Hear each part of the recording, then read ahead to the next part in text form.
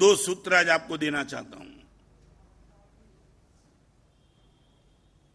जीवन में क्या नहीं करना चाहिए वो सीखना है तो दुर्जन के पास सीख लेना।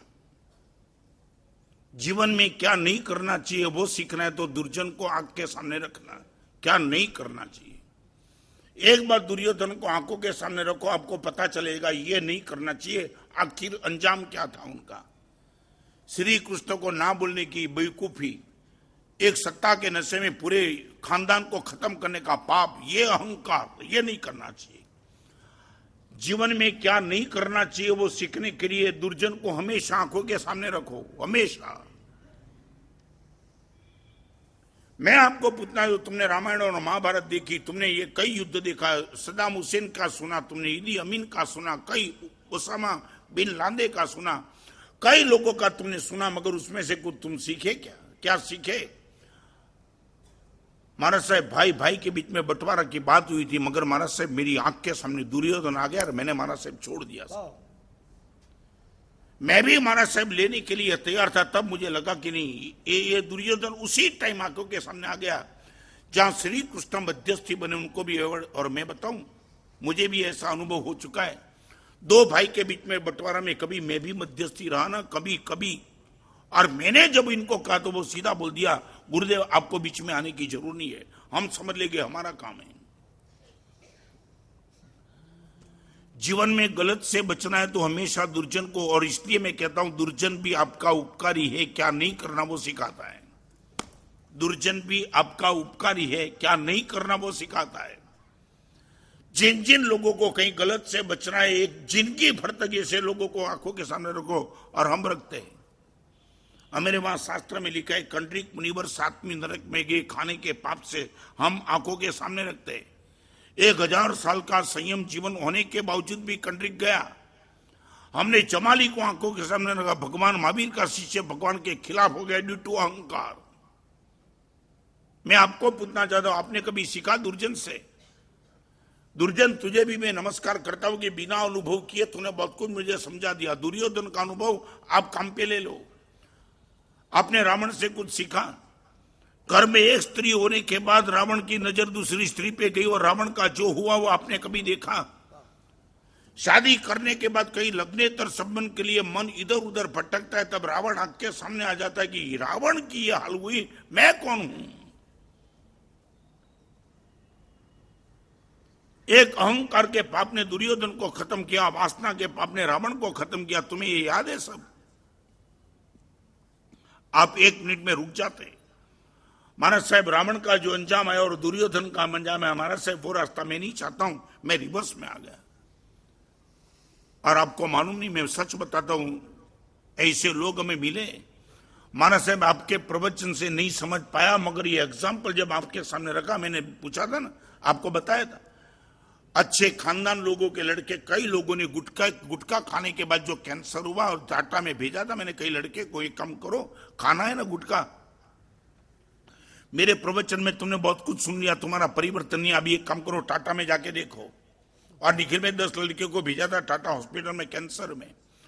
आने के बाद बोला, महाराज साहब जिंदगी भर गुटखा क्या सुपारी भी मुंह में नहीं डालेंगे, जो देख के आए महाराज साहब ये नरक दिखा दिया आपने। मेरे प्रवचन से तुम नहीं समझ पाते हो तो कहीं टाटा में तो जाओ।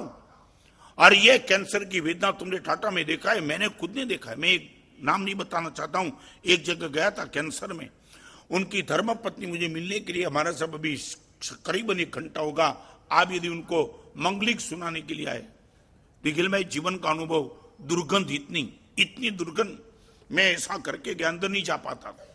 अभी इनकी पत्नी क्या बैठेगी, तुम समझते हो? गुटखा खाने से हुआ कैंसर गले का, और गले के कैंसर में दुर्गंध इतनी, वो अकेला तड़प रहा था, इनकी पत्नी को चिल्ला रहा था, अभी तो मेरे पास आओ, मैं मर रहा हूं।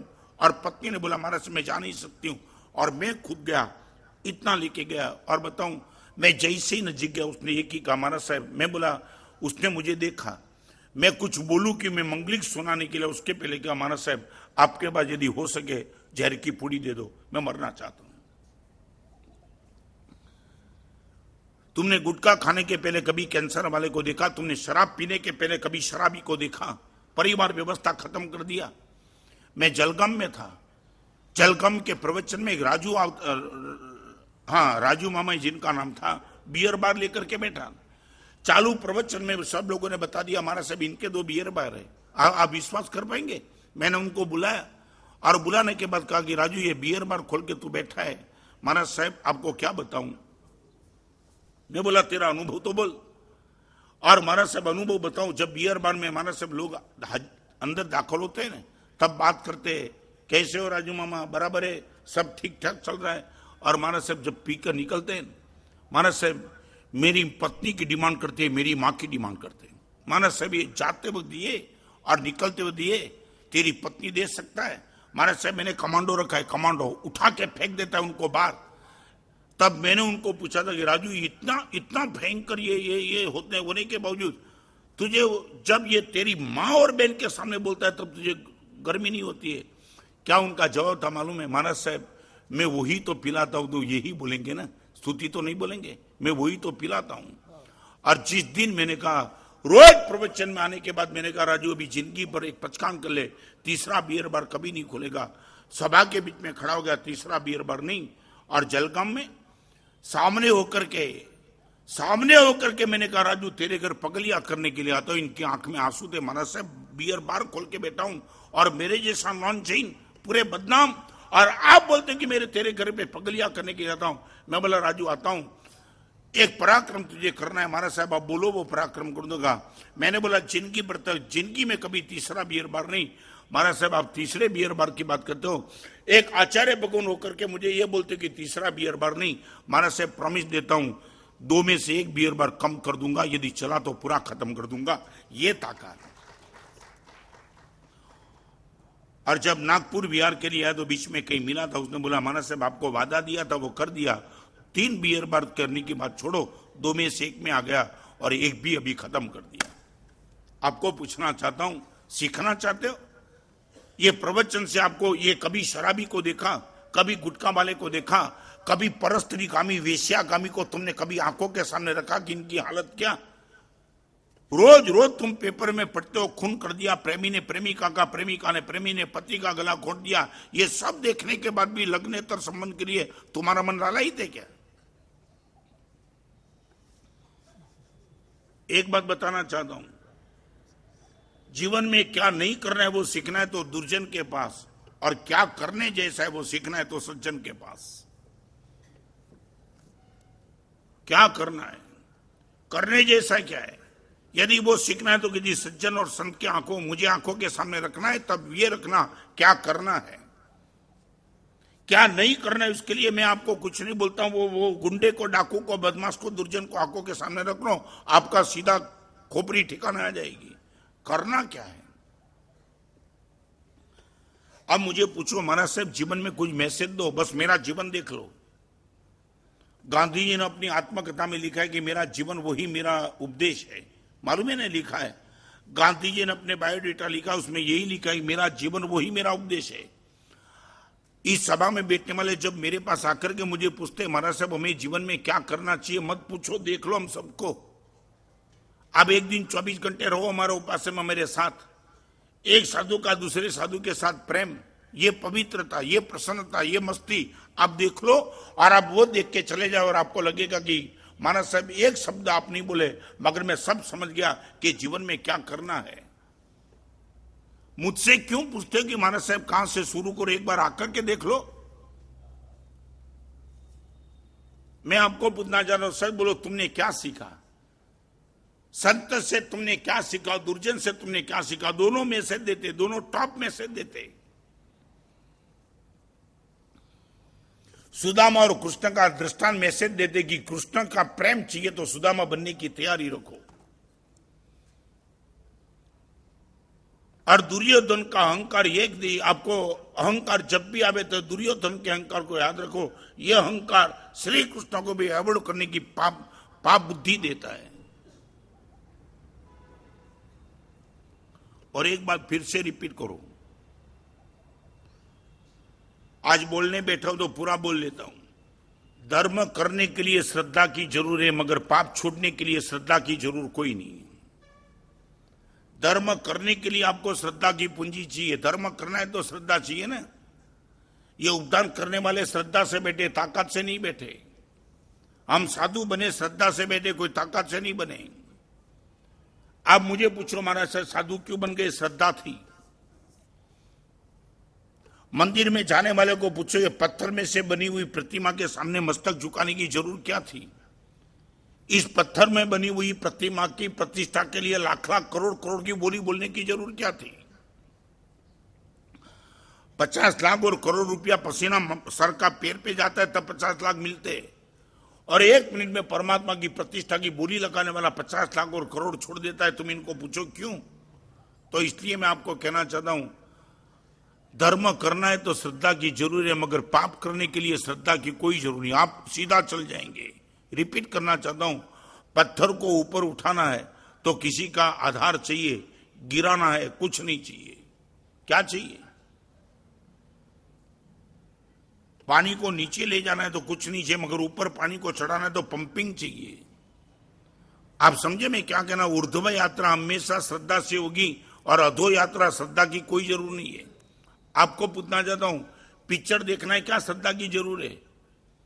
होटल में जाने के लिए क्या श्रद्धा की जरूरत? मंदिर में जाने के लिए श्रद्धा की जरूरत है, और श्रद्धा के साथ आपकी दुश्मनी है।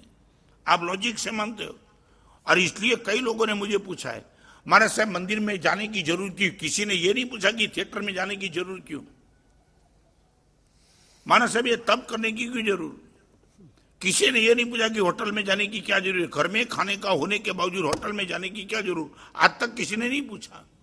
महाराज साहब जीवन में ब्रह्मचर्य की क्या जरूरत? यह पूछने का मन होता है। शादी करने की जरूरत क्या है? महाराज साहब को पूछने के लिए नहीं आया। इसलिए मैं आपको कहना चाहता हूं, जब भी जीवन में पाप छोड़ना है तो बिना श्रद्धा पाप होते रहेगा। आपको छोड़ने के लिए ताकत चाहिए, क्योंकि वहां श्रद्धा की जरूरत नहीं है।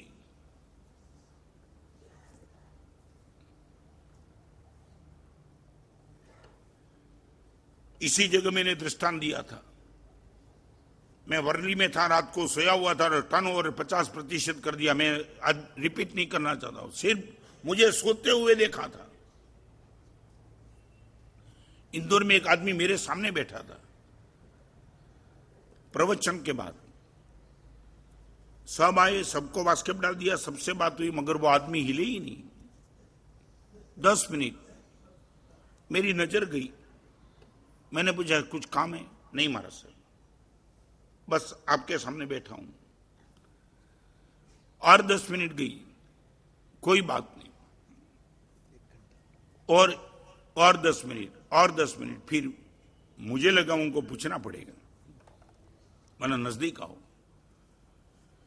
मैं बोला आप 1 घंटे से यहां बैठे हो, प्रवचन के बाद एक शब्द बोलते नहीं और बस सिर्फ देखते ही रहते हो, तो क्या बात क्या है? महाराज साहब वो टाइम मेरी 200 किताब भी नहीं हुई थी, अबाउट 180 होगी। महाराज साहब ये किताब जब पढ़ी ना, तब ऐसा लगा उनके ऑथर को देखना है ऐसा नहीं है, मगर किस ढंग से ये साधु जीवन में ये सर्जन कैसे होता है। बस सिर्फ आपको देखने के लिए आया था कि ऑथर ये हाथ में कलम कब उठाते, लिखते कब। और एक नेचर था मेरा, मुझे मालूम भी नहीं था, जैसे ही गए मैंने कलम उठाई, लिखते रहा। और 1 घंटे के बाद उनको देखा, नजदीक आया, इनकी आंख में आंसू थे। महाराज साहब आप एक शब्द नहीं बोलो, आपको सिर्फ लिखते ही देखते बहुत कुछ जीवन में मैसेज मिल गया। मैं आपको पूछना चाहता हूं, इतना सुनने के बाद भी मैसेज कितना मिलता है? वो प्रश्न है। दर्शन से मैसेज ले लिया, एक शब्द बोला नहीं उनके साथ। रिपीट करना चाहता हूं, अच्छा क्या करना है वो देखने के लिए सज्जन और संत के पास चले जाना, उनके आमंत्रण की राह मत देखना। उपास्य में कोई मुझे बुलावे तो जाओ, मंदिर में बुलावे तो जो नहीं, अपने आप से चले जाना, पता लग जाएगा क्या भगवान कमाल कर दिया। ऐसे लोगों का दर्शन, हमारे वहां शब्द लिखा है, मालूम है क्या लिखा है? साधु नाम दर्शनम पुण्यम। कितना पुण्य लाखों जन्म का हो तब साधु का दर्शन होता है। श्रवण की बात नहीं करता हूं, श्रवण आगे की बात है। श्रवण माने दर्शन माने देखना। साधु नाम दर्शनम पुण्यम। लाखों जन्म की साधना होती है तब साधु का दर्शन होता है। और कभी कभी तो ऐसा होता है दर्शन करने का भी मन नहीं होता है, क्योंकि श्रद्धा नहीं है ना। साधु को देखने के बाद भी गाली देने का मन होगा, यदि श्रद्धा नहीं होगी तो बोलेगा समाज में बोझरूप है सब साधु। कुछ करते नहीं और खाते पीते नहीं और समाज पे बोझ रूप बन के बैठे, ये होगा? होगा गारंटी के साथ। मैंने मेरे गुरुदेव को देख करके दीक्षा ली। आपको पूछना चाहता हूं, आपके जीवन में दोनों का दर्शन होता है। और मुझे एक बात तो आपसे जोर से कहना चाहता हूं, एक बात समझ लेना, अभिमान दान कर सकता है मगर प्रेम नहीं कर सकता है। अहंकार, अकड़ता दान कर सकती है मगर प्यार नहीं कर सकती है। आपका जब तक अभिमान टॉप पे बैठा है तब आप दान कर पाएंगे। करोड़ों का डोनेशन देना बहुत मामूली बात है, क्योंकि मालूम है कि डोनेशन देने से अहंकार पुष्ट होता है। फिर से रिपीट करूं, दान करने के बाद अहंकार पुष्ट होता है, मगर अहंकार को कमजोर किए बिना आप प्रेम नहीं कर सकते हो। अहंकार सबसे ज्यादा दुश्मन किसका है मालूम है? दान का नहीं, प्रेम का दुश्मन है। अहंकार यही कहता है कि प्रेम का केंद्र स्थान में अकेला हूं, बाकी कोई नहीं है, सब मुझे प्यार करो, किसी को नहीं। ये बदमाशी लेकर के अहंकार बैठा है, वो प्यार नहीं कर सकता है। गणेश काका बताऊं क्या जीवन में जो अनुभव हुआ है ना, बरसों पहले सांता क्रूज में था। अहंकार क्या डिमांड कर सकता है सोच नहीं सकता हूं। जब आपके मुंह से देखता हूं तब पता चलता है कि बाप रे बाप, ये अहंकार कर सकता है। 1 लाख रुपए का किसी ने डोनेशन दिया रत्नात्रय ट्रस्ट को, और वो सोमवार को मुझे मिलने के लिए आए। He was from America. अभी यहां मैं सोमवार का प्रवचन कभी कभी करता हूं, वहां बंबई में था तो सोमवार मौन रहता था। अभी उसी टाइम वो मिलने के लिए आए। मेरे साधु को पूछा, गुरुदेव के पास गया, गुरुदेव कुछ बोलते नहीं है। साधु ने बता दिया कि आज सोमवार है, हर सोमवार को गुरुदेव को मौन रहता है। देखो अहंकार क्या डिमांड करता है। वो बोलता है गुरुदेव का सोमवार को मौन रहता होगा, मगर मैंने 1 लाख का डोनेशन दिया है, मेरे साथ बात करनी चाहिए। नहीं, तुम ये मजाक समझते हो। मैं हिल गया था। 1 लाख रुपए का तेरा डोनेशन क्या तूने संत को खरीद दिया है क्या? मैं नहीं बोला सो नहीं बोला, मगर मंगलवार को आया और मेरे पास वो उसने वही रिकॉर्ड चलाई। महाराज से 1 लाख का रत्नात्रय ट्रस्ट को कोई डोनेशन देता है दाता, आप इनके साथ बोलते नहीं हो। आपको मालूम है उस टाइम दिमाग का कंट्रोल कितना करना पड़ता होगा। 1 लाख रुपया देकर के वो बोलता है कि आप आपका मौन तोड़ डालो, मेरी जीवन व्यवस्था को तोड़ दियो। मैंने सिर्फ इतना ही बोला, आपने जो बोला बराबर है, ये मेरी मर्यादा है। यदि आप चाहते हो कि सोमवार को मेरा मौन होने के बाद भी आपने 1 लाख का डोनेशन दिया, इसलिए मुझे बोलना चाहिए, आपको 1 लाख का डोनेशन वापस चाहिए तो दिलाने के लिए तैयार हो। ये अहंकार।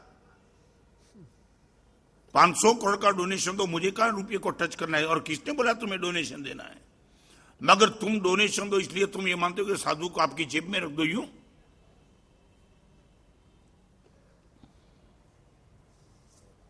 याद रखना, जीवन भर के लिए बिना श्रद्धा धर्म हो नहीं पाएगा, और पाप करने के लिए कोई श्रद्धा की जरूरत नहीं है।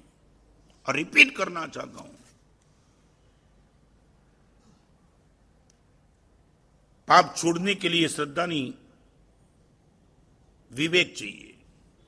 रिपीट, पाप छोड़ने के लिए आपको श्रद्धा नहीं, सिर्फ विवेक चाहिए। श्रद्धा नहीं होगी तो छोड़ेगा, मगर विवेक चाहिए आपके पास। विवेक की अनुपस्थिति भावनगर में था। टाटा में से आई हुई वीडियो क्लिप गुटखा खाने वाले के सामने रखी। क्या क्या कमाल, विवेक का दिवाला निकल चुके सब लड़के। एक गुलाब जामुन लेकर के चम्मच से ऐसे मुंह खोल के डालना, ये गुटखा वाले की स्थिति में बताता हूं, मैंने खुद ने देखा। महाराज से मुंह बंद, बलात् से इनका इतना होठ खोलता है और उसमें से चम्मच से गुलाब जामुन का इतना टुकड़ा डाल देता है। उनके सामने ये टाटा के कैंसर वाले की वीडियो दिखाई, और दिखाने के बाद उनको पूछा कि अभी गुटखा छोड़ना है। महाराज साहब अभी जिंदगी में अभी बचा भी तो क्या है, और अंत समय में महाराज साहब गुटखा छोड़ के दुखी होना इससे बेटर है, खाते खाते ही मरेंगे। तुम समझो श्रद्धा से पाप कितना छूटेगा प्रश्न है, मगर विवेक आएगा पाप कर नहीं पाएंगे आप। मैं गारंटी के साथ कहता हूं, विवेक आने के बाद पाप हो नहीं पाएगा। और अहंकारी कभी अपने आप को अविवेकी मानता नहीं, अहंकारी मानता है मेरे पास सब अक्कल है।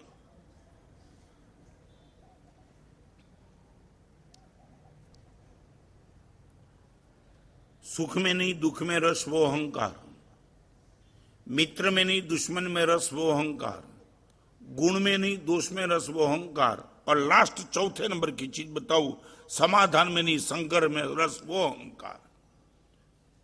रिपीट, जिसको सुख में नहीं दुख में रस वो अहंकार, जिसको मित्र में नहीं दुश्मन में रस वो अहंकार, जिसको सद्गुण में नहीं दोष में रस वो अहंकार, और जिसको समाधान में रस संघर्ष में रस वो अहंकार।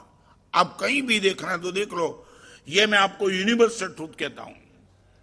पति और पत्नी के बीच में, बाप और बेटे के बीच में, सास और बहू को ये तूफान कराने का काम यदि किसी एक चीज ने करा है वो अहंकार है।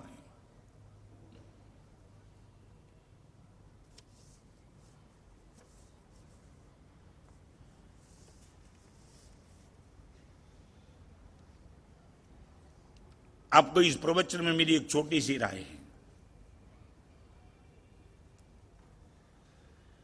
3 काम करो, बहुत गंभीरता से, बिल्कुल मामूली डिमांड आपके सामने रखता हूं, बिल्कुल मामूली डिमांड। किसी भी एक जीवंत व्यक्ति को आपकी आंखों के सामने रखो और इतना तय कर लो कि इनके सामने मैं महाराज साहब अहंकार 100% नहीं करूंगा। एक व्यक्ति, ओनली वन, सारी दुनिया की व्यक्ति की बात नहीं करता हूं, सिर्फ एक व्यक्ति आपके एड्रेस में लिख दो, महाराज साहब वहां मेरे अहंकार को 1% प्रायोरिटी नहीं दूंगा।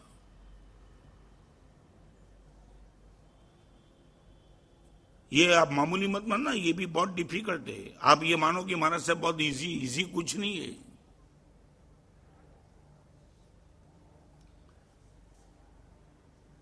बोलो है, जीवन में एक व्यक्ति ऐसी है एड्रेस कि वहां महाराज साहब गारंटी के, अन्याय हुआ, अपमान हुआ, तिरस्कार हुआ, कुछ भी होगा, वहां अहंकार नहीं महाराज।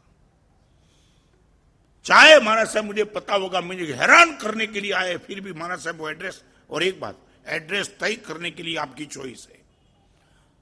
एक बात बताओ, डॉक्टर कौन सा पसंद करना आपकी चॉइस है, मगर प्रिस्क्रिप्शन आपकी चॉइस नहीं हो सकती है। समझे मैं क्या कहना चाहता हूं? एक गली में 25 डॉक्टर है, किस डॉक्टर के पास जाना आपकी चॉइस। डॉक्टर मेहता है, डॉक्टर साहब, डॉक्टर पटेल है, कोई भी है, मगर एक बार किसी डॉक्टर को पसंद करने के बाद उसके प्रिस्क्रिप्शन की चॉइस आपकी नहीं है, फिर इनकी। उनके प्रिस्क्रिप्शन को देख करके उनके सामने दलील मत करना कि डॉक्टर ऐसा क्यों ना, वो मेहता डॉक्टर तो ऐसा लिख रहा है, ये मत करना। किसी एक एड्रेस को पसंद कर लो, वो आपकी चॉइस, मगर वो एड्रेस पसंद करने के बाद उनका प्रिस्क्रिप्शन वो आपकी चॉइस नहीं होगी। करेंगे प्रयोग? गणेश का भारी पड़ जाएगा, ये ऑपरेशन है। हाँ? मन मानता है एक स्थान, एक एड्रेस, ओनली वन एड्रेस व्यक्ति का, एक स्थान का एड्रेस पसंद कर लो। महाराज साहब मंदिर में या तो उपास्य में या तो किसी एक स्पॉट पे महाराज साहब गारंटी के साथ अहंकार नहीं करूंगा। वहां व्यक्ति की प्रायोरिटी नहीं, स्थान की प्रायोरिटी। मंदिर में भी अहंकार करने वाले हैं।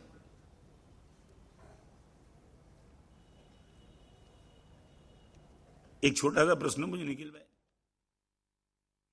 सेठ, और सच बोलो, उनका खुद का मैनेजर आएगा ना, रिस्पेक्ट से बात जरूर करेगा, मगर दौड़ के उनके साथ, हाँ, नहीं ना। और खुद का छोटा बच्चा आया तो वो मैनर नहीं रखेगा। मैनेजर कितना भी टॉप है, मगर वो बोलेगा कि I am the manager of this company, okay बैठो यहां। और खुद का लड़का एक भी डिग्री नहीं रख करके बैठा है, बाप दौड़ के उनसे चिपक जाएगा। आपको भानु मत मैं बताऊं, लड़के लोग इतने ज्यादा पसंद क्यों आते हैं? यही कारण है, उनके पास कोई अहंकार नहीं है। और आपको मालूम है तो बताऊं, निखिल में लड़के लोग की नींद ज्यादा होती है, मालूम है क्यों? और बुढ़े की ज्यादा होती है कि गुम हो जाती है? ज्यादा होती है गुम।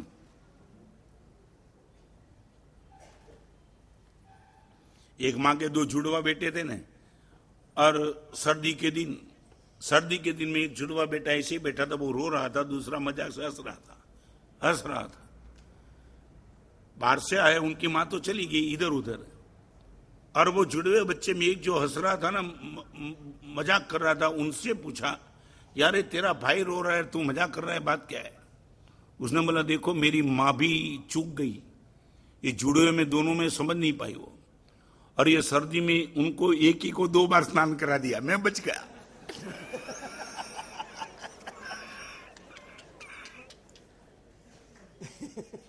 ये भी अहंकार।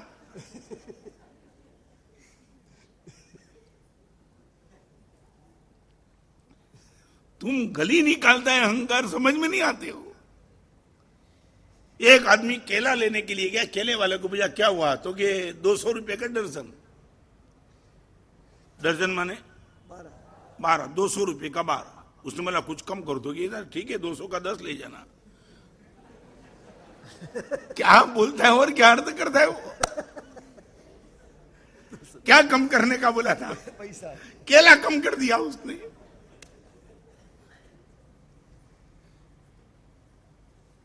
आज से यदि literally we would like to do something good, आज से एक तय कर लो, एक एड्रेस, माना सब चाहे ऊपर से नीचे गिरा दो, अहंकार भी नहीं होगा और उनके प्रति दुर्भाव भी नहीं होगा। एक बात गारंटी है, अहंकार नहीं करो मगर दुर्भाव होगा।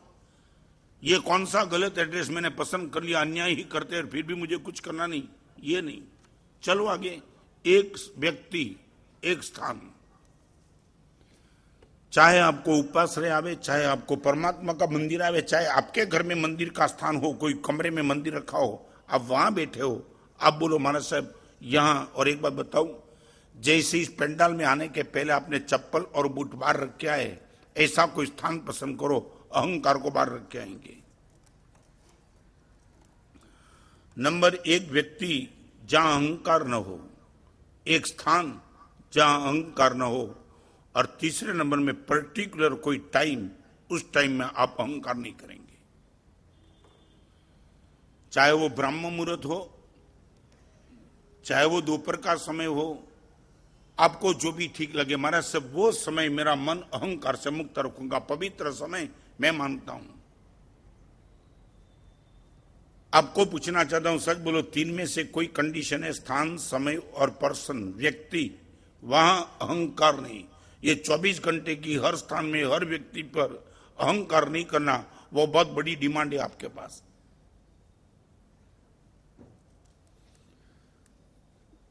तैमुरलंग था ना, तैमुरलंग, उसने ज्योतिष को पूछा था कि तुम्हारे यार ब्राह्मण शास्त्र में ऐसा लिखा है कि ब्राह्म मुहूर्त में उठ जाना चाहिए, और मैं तो कभी 10 बजे के पहले उठा ही नहीं, तो मेरे लिए तुम्हारी राय क्या है? वो ज्योतिषी ने तैमुरलंग को बता दिया, तुम जितना ज्यादा सोते रहो ना वही ब्राह्म मुहूर्त है, क्योंकि तुम उठेंगे तो कई लोग मर जाएंगे, तुम सोते ही रहो।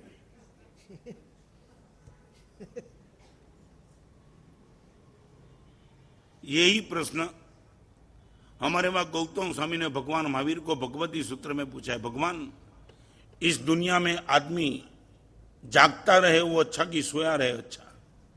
क्या अच्छा प्रश्न है। और भगवान महावीर का गौतम को जवाब था, गौतम धर्मी जागता रहे वो अच्छा है, पापी सोता रहे वो अच्छा है। वो जितना सोता रहे उतना उसको भी लाभ और दुनिया को लाभ।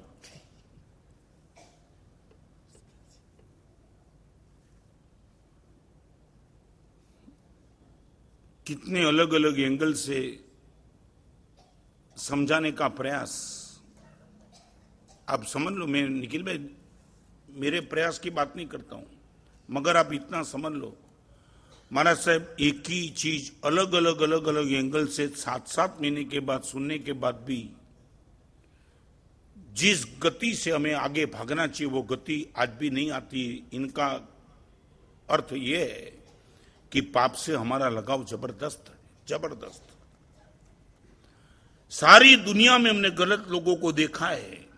आज भी आपने रिश्वत खाने वाले को तिहाड़ जेल में बैठते हुए देखा है, फिर भी आपके मन में वही आकर्षण है, उनका होगा। और एक बताऊं, गलत करने के पहले आपका अहंकार आपको एक राय देता है, उसका हुआ होगा, मेरा कुछ नहीं होगा। आप अपने आप को पूछ लेना, मन यही बोलेगा।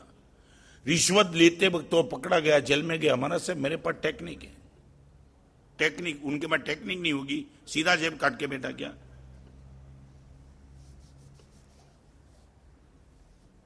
एक जज ने 25 साल से जेब काटता था, उसको पूछा, और आपको मालूम 10 में 1 मिनट हो गई। एक बताओ निखिल भाई, बरसों पहले बंबई में मेरी दीक्षा हुई ना, तब एक प्रसंग था, जेब कतरे का सम्मेलन हुआ था।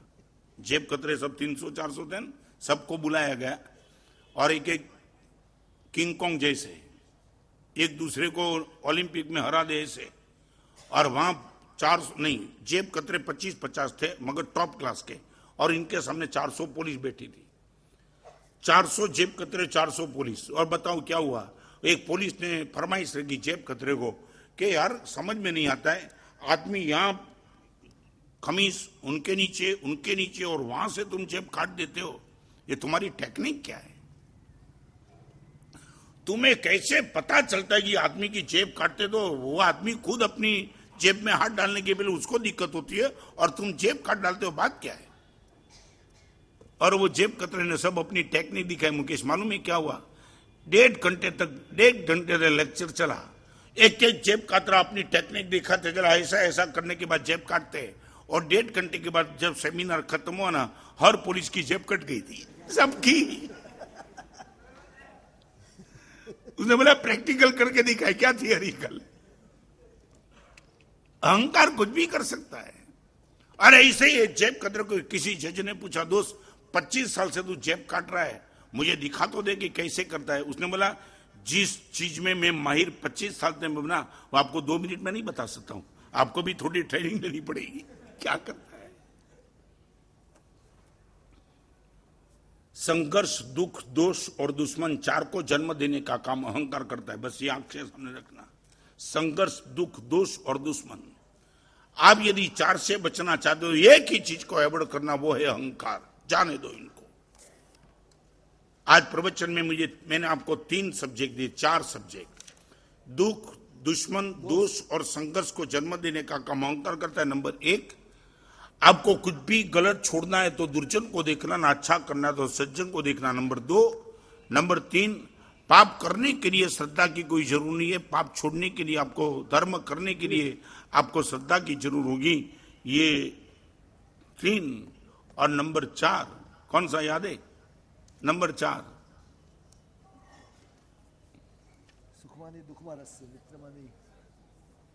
एक महत्वपूर्ण एग्जाम्पल दिया था, एग्जाम्पल नहीं, एक पदार्थ दिया था। अभिमानी दान कर सकता है मगर प्रेम नहीं कर सकता है। बहुत गंभीर कोटेशन है।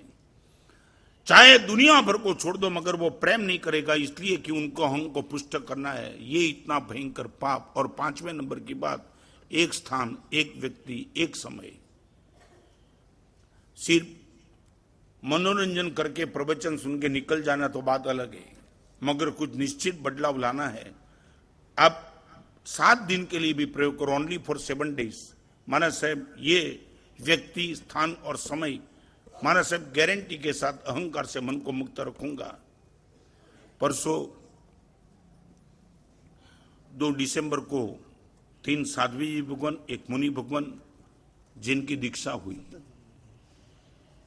इनकी बड़ी दीक्षा माने एक बड़ी दीक्षा, एक भव्यतम माहौल। दीक्षा और बड़ी दीक्षा के बीच में क्या फर्क? 5 महाव्रत क्या है? एकदम आनंद आ जाए ऐसा विवेचन एक एक महाव्रत पर आपको सुनने में लगेगा। हमारे जीवन में भी ये बात कैसे इंप्लीमेंट हो सकती है, वो प्रैक्टिकली आपके सामने दिखाऊंगा। 8:30 बजे, 8:30 से 10, ऐसे 9 से 10 का प्रवचन होता है। उस दिन आपको आधा घंटा जल्दी आना है, एक महामंगलकारी क्रिया भी देखने को मिलेगी। सकल जैन समाज का ये भाव और दीक्षार्थी परिवार की इच्छा, उन लोगों की उदारता, इन लोगों को आनंद 2 दिसंबर के बाद कौन सी डेट आई? 17 को, 17 जनवरी, 1.5 महीने का समय करीबन गया और 1.5 महीने में सब संयमी का ग्रोथ आप देखेंगे तब पता चलेगा।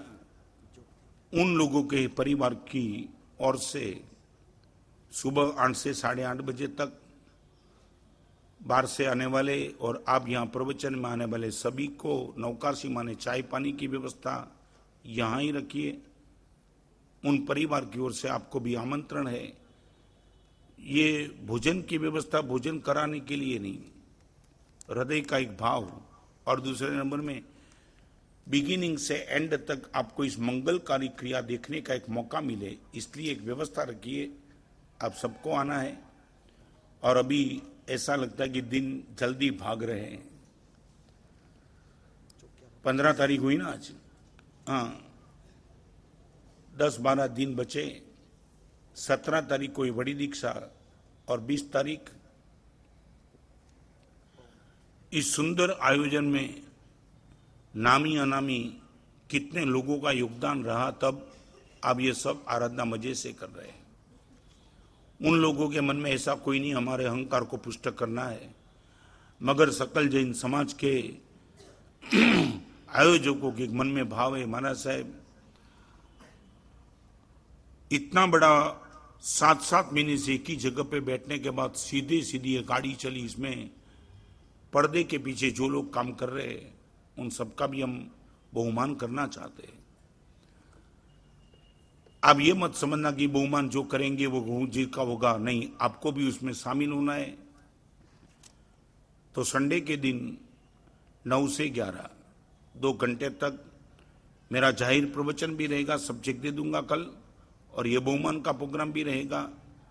और 20 तारीख को है ना कमाल, वो किताब को लेकर के रात शाम को 7:15 बजे एक अच्छी क्विज प्रोग्राम रखा है, जिसमें सकल जैन समाज की ओर से एक इनाम की राशि भी अच्छी डिक्लेयर की गई है। आप सबका नाम जितना हो सके उतना जल्दी वहाँ लिखा दो, ताकि व्यवस्था करने का ख्याल आ जाए, ग्रुप बनाने का ख्याल आ जाए। और 20 तारीख के बाद तो प्रोग्राम है, वो बात सब आगे करते रहेंगे। परम पूज्य आचार्य भगवान के चरणों में कोटि कोटि वंदन। सभी तपस्वियों की साता पूछते हैं। प्रभावना में उद्यान में बैठने वाले सभी को प्रभावना 130 मेंबर है, जिनको 100 रुपए की प्रभावना करे तो लगभग 13,000 रुपये आता है। जो 47 दिन की तपस्या में बैठे हैं, जिनको भी लाभ लेना है कृपया संपर्क करेंगे। एक नाम आया है निर्मला देवी, ताराचंद जी कोठारी, मनोज कोठारी, जीतू कोठारी। उद्यान में बहुमान के लिए बाहर 2 बोर्ड पे लिखा हुआ पूरी सूचना, और वरगोड़े में जिनको भी बहुमान और बोलियां रहेंगी उसकी सूचना बाहर लिखी है, कृपया पढ़ के जावे। पचकाण उपवास सूर्य बारी ढाम पाणार मूर्ति जागरण बचन जागरण मानस जागरण वो सिरे आई मिले कल जागरण जागरण ठाणे बारी जागरण मानस लेणवा ऑल एवेनवा चेनवा बोलेणवा ससित तेनवा सित तेनवा श्री सारो मंगल मंगलम सर्वकल्याण कारणम प्रधानम सर्वधर्माणम। जय हिंद, जय हिंद।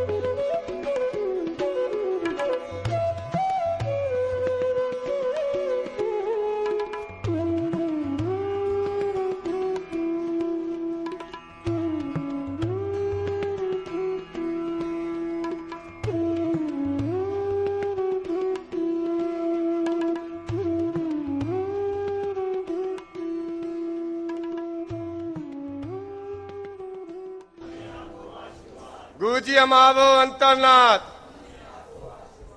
गुरुजी અમાવો અંતરનાથ। जय बोल संभवनाथ भगवान की, जिन शासन देव की। नव भारत के निर्माता, राष्ट्रहित चिंतक, सरस्वती नंदन, 268 पुस्तक के लेखक परम पूज्य आचार्य रत्न सुंदर जी महाराज साहब की।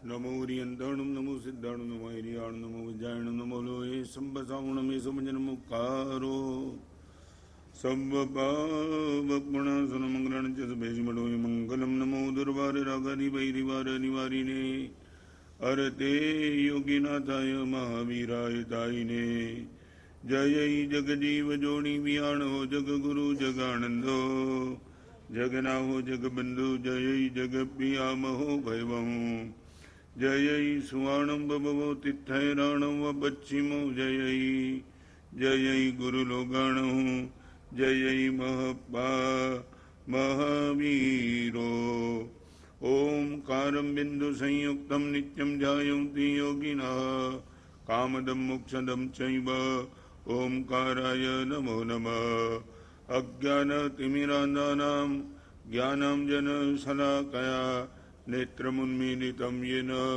तस्मै श्रीगुरवे नमः।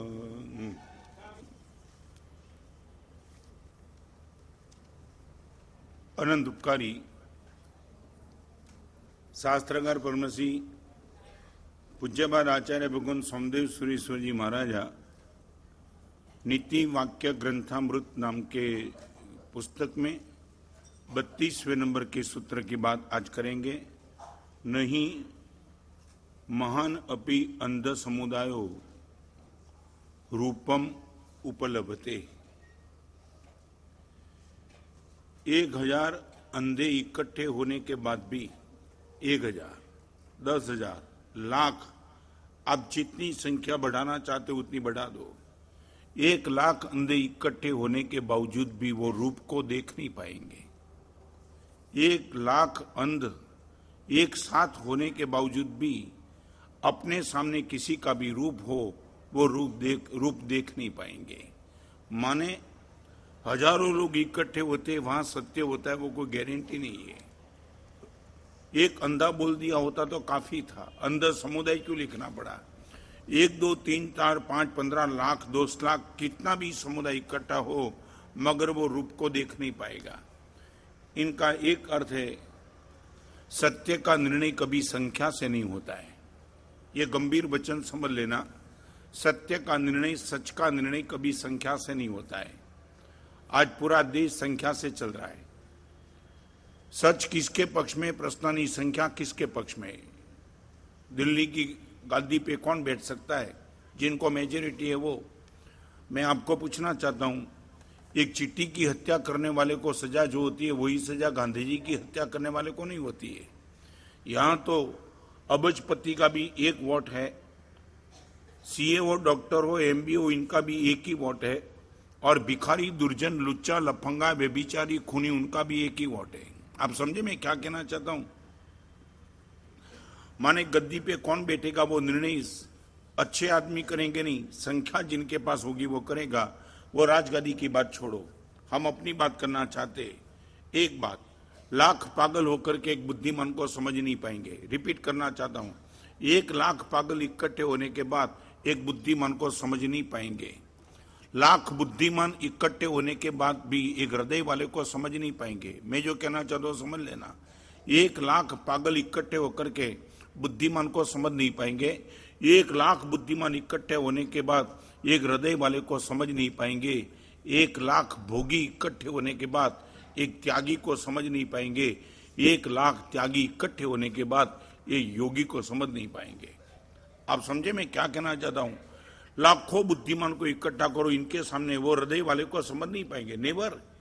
एक परमात्मा की मूर्ति के पीछे एक बात बताऊं, आज कितने भी गायन गाने, संगीत का तर्ज गाने वाले हो, मगर एक मीरा को समझने के लिए आपके पास कंठ होना जरूरी नहीं है। मीरा गली गली में क्यों नाची उनको समझने के लिए बात, आप बुद्धि का कितना भी पोस्टमार्टम करो आपको कुछ पता नहीं चलेगा। और एक बात बताऊं, शरीर में कैंसर इसलिए रोने वाला, मेरे पास निखिल में पैसा नहीं इसलिए रोने वाला और मेरे पास परमात्मा नहीं इसलिए रोने वाले, दोनों के आंसू क्या समान है? आप ये मानते हो? भगवान तब तू मुझे कब मिलेगा, भगवान तू मुझे कब मिलेगा, मेरा जीवन परिवर्तन कब होगा, मेरी आंख निर्विकारी कब होगी? और इसके लिए एक रोने वाला और एक आदमी वो इसलिए रोता है कि मेरे पास संपत्ति कब आएगी, संपत्ति। दोनों की आंख में से आंसू गिरते, मगर आंसू समान है क्या? नहीं, समझ नहीं पाएंगे आप। आंसू की केमिस्ट्री समान है। लैब में भेजो तो वही आएगा जो परमात्मा की भक्ति के बीच होता है, वो लैब में कोई फर्क नहीं आएगा। मगर लाख आसमान जमीन का फर्क है। एक प्रभु के विरह से रोने वाला और एक पैसे के विरह से रोने वाला, उनको एक साथ दोनों को टैली मत करना। आज आपको भी कहना चाहता हूं, हम कहां टूटे हैं। अद्भुत सूत्र आज का है।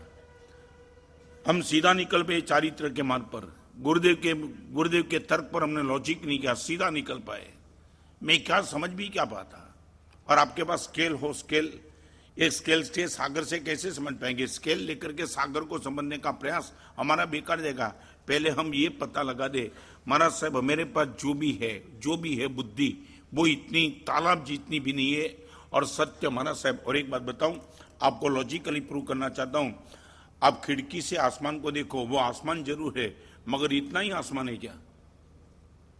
समझे मैं क्या कहना चाहता हूं? आपने खिड़की से जो भी आसमान देखा वो आसमान जरूर है, मगर वो इतना ही आसमान है क्या? तो क्या है? आपने देखा वो आसमान है, मगर इतना ही आसमान नहीं। आप दावा नहीं कर पाएंगे। आपको जो भी दिखाई पड़ा वो सत्य है, मगर सच इतना ही नहीं है। सच तो बहुत बड़ा है, आपकी बुद्धि से इतना ही दिख रहा है। तो आप ये दावा करो कि महाराज साहब मेरी आंखों से दिखाई पड़े, मेरे कान, मेरी बुद्धि में जो आए उनको ही मैं सत्य मानता हूं, तो आप बेवकूफ हो। आगे चलना चाहता हूं। हम कहां टूटे, आज गंभीर सब्जेक्ट लेकर के आपके सामने आया हूं। अभी ये परिवर्तन प्रवचन हमारा नीति वाक्य ग्रंथ जब विराम पाएंगे, तब आपको एक सोचना पड़ेगा कि अब कहां से शुरू करना है।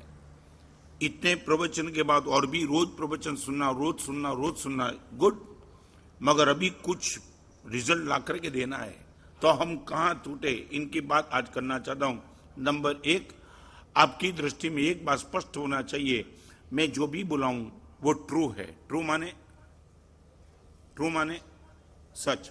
आपको पहले पूछना चाहता हूं, इसमें यदि आपको शंका तो मुझे चैलेंज करो। मैं 2 मिनट के लिए आपके साथ, आप जो भी डिबेट करना चाहते हो वो डिबेट कर सकता हूं। आप मुझे इतना कहो, महाराज साहब मैं कुछ भी गलत बोला, झूठ बोला, तो आप मुझे रोको। आप बोलो महाराज साहब हमारी बुद्धि में नहीं बैठता है, मैं आपको प्रूव करके देता हूं।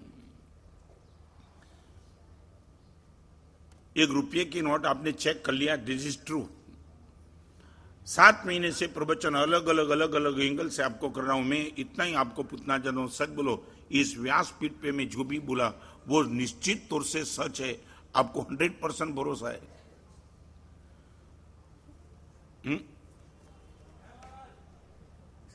एक बात, तो हम कहां टूटे? यदि क्रोध भयंकर मैंने बोला वो सच है, तो फिर क्रोध आपके जीवन में क्यों चालू है? वासना भयंकर है मैंने बोला, फिर भी आप वासना के गर्ते में क्यों जा रहे हो? आपको एक बिल्कुल पता पक्का है कि महाराज साहब ये खड्डा है, तो भी खड्डे में सामने से जाकर के तुम गिरने की प्रयास क्यों करते हो? तो समझ में नहीं आता है। यदि मैं सच हूं तो इस मार्ग पर जाने के लिए आपको रोकने वाला कौन है? आपका सर्टिफिकेट मुझे नहीं चाहिए, मगर आप हृदय से जो मानते हो बोलना। ये प्रवचन की समाप्ति के बाद बाहर जाकर के आप बोलो कि महाराज साहब जो भी बोलते बिल्कुल दिस इज रियली फैक्ट। तो मैं आपको पूछना चाहता हूं, सच जानने के बाद भी झूठ में जाने का तुम्हारा प्रयास क्यों? आग जला देगी, आग जला देती है, वो जानने के बाद भी तुमने कभी हाथ आग में पैर नहीं रखा। खड्डे में गिरने के बाद फ्रैक्चर होगा, वो जानने के बाद तुमने कभी खड्डे में पैर नहीं रखा। सामने वाला 1 नंबर का डाकू यदि मेरे से मिल गया तो मेरी संपत्ति लूट लेगा, तो डाकू से तुम बगल से निकल जाते हो। इतने सब सच का आपको पता है, तो मैंने जो बोला वो आप सर्टिफिकेट देते हो 100% सच है, फिर भी परिवर्तन क्यों नहीं? कौन सी कड़ी टूटेगी जो परिवर्तन के लिए हमें रोक रही है?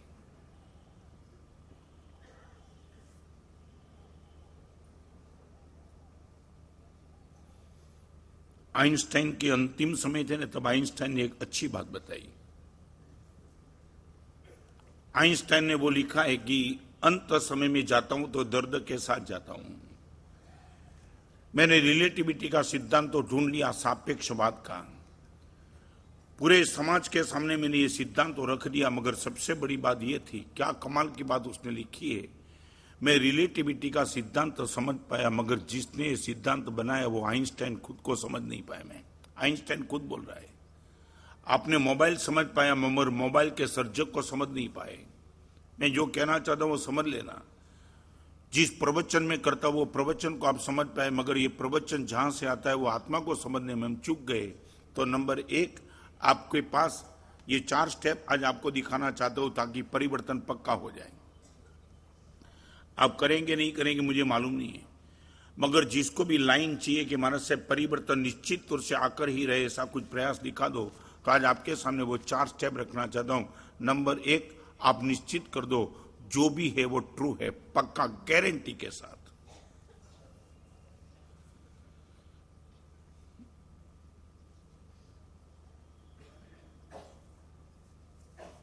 इस सभा में बैठने वाले को किसी को शंका? एकदम ये मैं जो बोला आपको लगता है कि महाराज साहब ये सच नहीं है, तो आप मुझे पूछ सकते हो। जितना हो सके उतने लॉजिक से आपको सब कुछ प्रूव करके दिखाऊंगा कि ये सच, ये ही सच है, बाकी सब झूठ है। क्रोध गलत है, वो सच है। आप मुझे बताओ कि महाराज साहब क्रोध से सफलता मिलती है, आप बोलो ना। मैं ये बोलता हूं कि क्रोध बिल्कुल बुरा है, क्रोध गलत है, क्रोध दुखी करने वाला है। आप बोलो महाराज साहब क्रोध से जो पेमेंट नहीं आता था वो क्रोध करने से पेमेंट आ गया। आप बोलते हो कि क्रोध गलत है, हमने तो अनुभव किया कि क्रोध से ही पेमेंट आया। मैं आपको गारंटी के साथ बताऊं, क्रोध से पेमेंट नहीं आया, क्रोध के साथ पुण्य का बैकिंग था, इसलिए पेमेंट आया। आप समझ जाते हैं मैं क्या कहना चाहता हूं? यदि क्रोध के साथ आपके लक का, नसीब का, किस्मत का यदि सपोर्ट नहीं होता ना, तो क्रोध करने के बाद आपका खून हो जाता। आप ये मान के बैठे कि महाराज साहब क्रोध करने से सफल हो गया, क्रोध करने से सफल नहीं हुआ, क्रोध के साथ पुण्य का बैकिंग था इसलिए।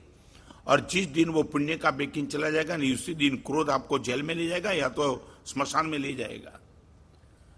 रिपीट करना चाहता हूं, दुनिया में कोई भी गलत कार्य यदि सफल होता है, रिपीट, कोई भी गलत कार्य सफल होता है तो पुण्य का सपोर्ट होता है, और कोई भी अच्छा कार्य निष्फल होता है तो वहां पुण्य कर्म का सपोर्ट नहीं होता है। मैं ये दावा के साथ नहीं कहता हूं कि क्षमा रखेंगे तो दुनिया आपको पूजा करेंगी, नहीं नहीं, बिल्कुल नहीं। आप ये सोच के मत आना कि महाराज साहब हम क्षमा रखेंगे तो क्या पूरी दुनिया पूजा करेंगी? पत्थर भी मार सकती है। समझे मैं क्या कहना चाहता हूं? भगवान महावीर को पत्थर मारे थे, क्षमा भगवान महावीर की टॉप पर थी। भगवान महावीर इतने क्षमावान होने के बाद भी उनको पत्थर मार सकते। तो मैं ये दावा के साथ नहीं कहता हूं कि क्रोध करने वाला मार ही खाएगा, क्षमा रखने वाले को पूजा मिलेगी, नहीं। आपके साथ किस्मत, नसीब आपका फेवर में होगा तो क्रोध करने के बाद भी आपकी पूजा होती है, और क्षमा रखने के बाद भी आपको मार खाना पड़ता है यदि क्षमा के साथ आपके पास पुण्य का बैकिंग न हो तो। आपको पूछना चाहता हूं, बाजार में पुरुषार्थ से पैसे मिलते क्या? समझे मैं क्या कहना चाहता हूं? बाजार में तुम गए, तुमने बड़ी प्लानिंग के साथ ग्राहक को पता है और पैसा नहीं, वही ग्राहक कल आया, तुम्हारा सौदा नहीं हुआ।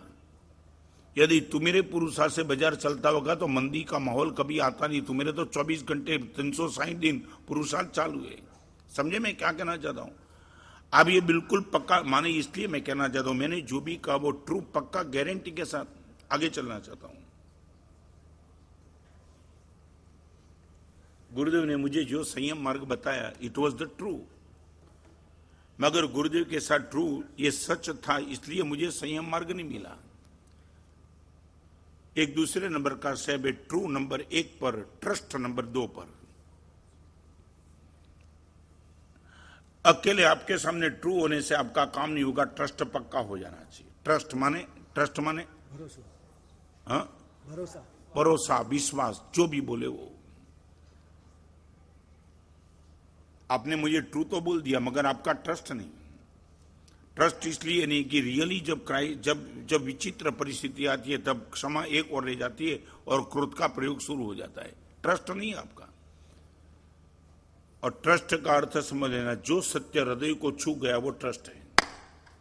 फिर से रिपीट करना चाहता हूं, जो सत्य सिर्फ बुद्धि को छू जाता है वो ट्रस्ट नहीं हो सकता है, मगर जो सत्य हृदय को छू गया उनका नाम ट्रस्ट है। हमारा सिर्फ गारंटी है। अभी आप जो मुझे बोलते नहीं महाराज साहब ट्रू में विश्वास है हमारा, नहीं, बिल्कुल वो आपकी बुद्धि को छुआ हुआ ट्रस्ट है। आपके हृदय को जब छू जाएगा, हृदय को,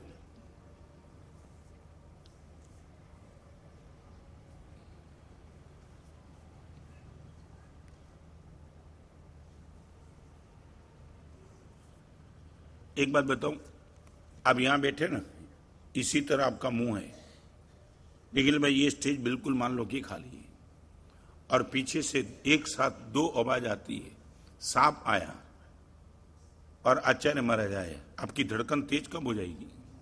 बस हाँ, मैं तो कुछ नहीं हूं ना। ये क्यों?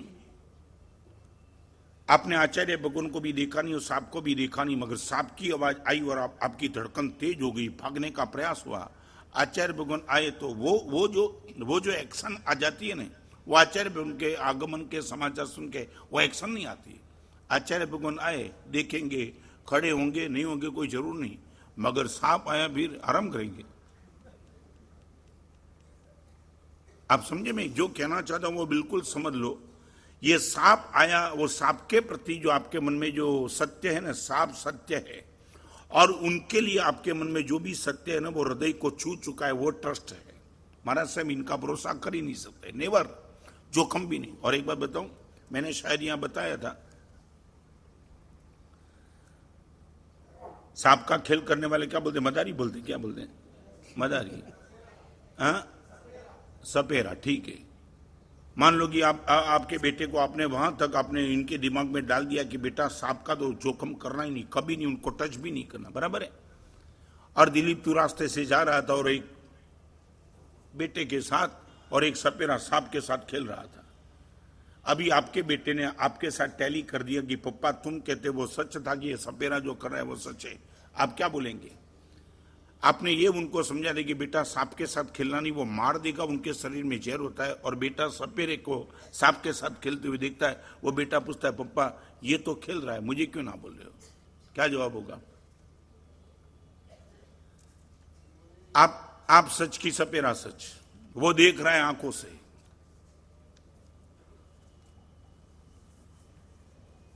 क्या जवाब? क्या ये कंट्रोवर्सी आएगी निखिल भाई, फिर क्या बताएंगे? आप बोलो मैं झूठ हूं, ये नहीं बोल पाएंगे क्योंकि आपने झूठ नहीं बोला था। और सपेरा सांप के साथ खेल रहा है वो भी सच है। और आपका बेटा आपको टैली करके पूछता है पप्पा आपने जो कहा वो सच्चा कि मैं देख रहा हूं वो सच्चा?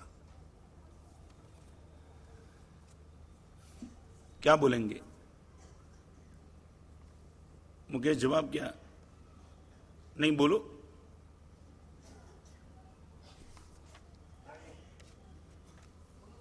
हाँ, दोनों सच है। तो वो बेटा बोलेगा पप्पा ये सपेरा सांप के साथ खेल रहा है वो कैसे सच है? आपने तो ना बोला था कि उनको टच नहीं करना, उनसे दूर रहना, और ये तो अपने हाथ में रह करके खिलाता है।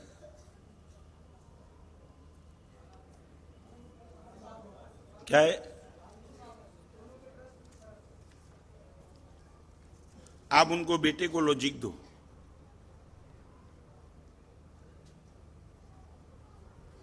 क्या शांत होगी सभा? निखिल में क्या हुआ? क्या है?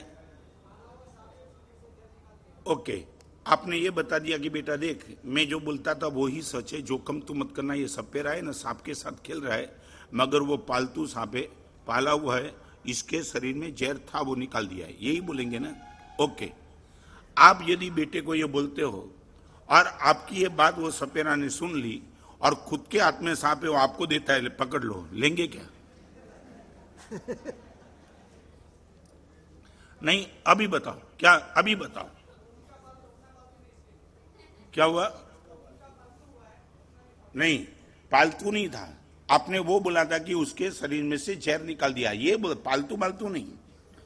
अभी अभी अभी गाड़ी बदलते तुम, आपने ये बोला था कि पालतू इसलिए हुआ कि उनके शरीर में से जो जहर की कोठरी थी वो निकाल दी। अभी मैं आपको पूछना चाहता हूं आपने गारंटी के साथ बताया था कि यदि उसमें जहर होता तो सपेरा गारंटी के साथ नहीं खिल सकता, और वो सपेरा ने आपकी बात सुन के बोले आप ही उठाओ और 2 मिनट तक रखो, आपके हाथ में रखेंगे क्या? क्यों? तुम देखो कितने टूटे हुए, कितने खोखले हो। एक और तुम बोलते हो कि सांप में जहर है ही नहीं, तो खेलो तुम।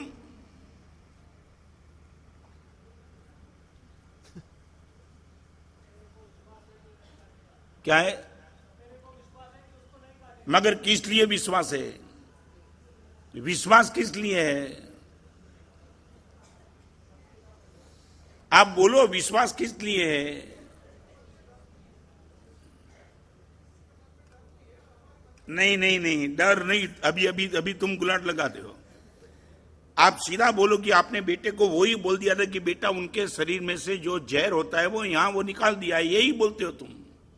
तो अभी तुम खेलो ना इनके साथ।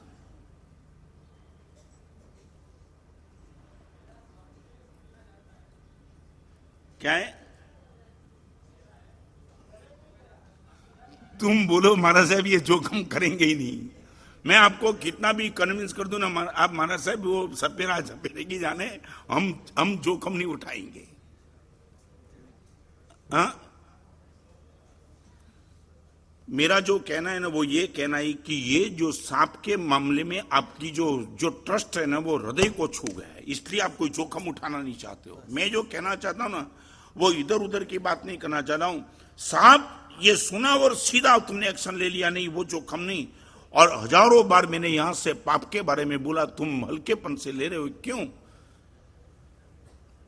सांप काटेगा, मर जाएंगे, कुछ भी वो इनके साथ नहीं चलना चाहिए। तो पाप की बात 7 महीने से मैं आपके सामने बोल रहा हूं, आपने पाप को इतनी गंभीरता से क्यों नहीं लिया?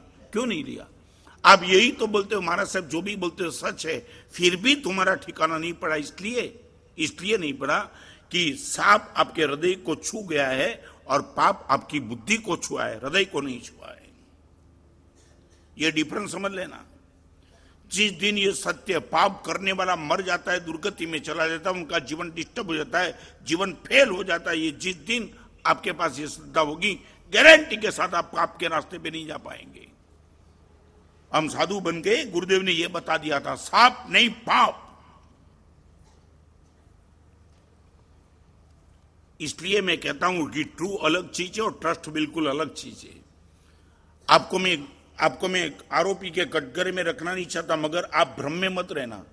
भ्रम में इसलिए कि गुरुदेव की हर बात मुझे जम गई है, वो भ्रम में मत रहना। पूछ लेना कि बुद्धि को कि हृदय को।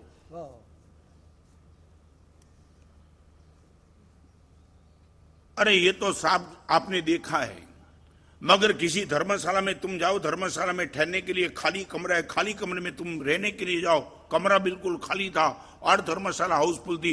मैनेजर को तुमने पूछ लिया ये धर्मशाला में कमरा खाली क्यों है, और मैनेजर इतना ही बोलेगा 4 दिन के पहले उसमें से सांप निकला था, रहेंगे क्या? और वो भी बोलेगा उठा के मैं फेंक के आया हूं, तो तुम बोलेगा कुछ भी है, बाहर ठंडी में सोएंगे या नहीं सोएंगे?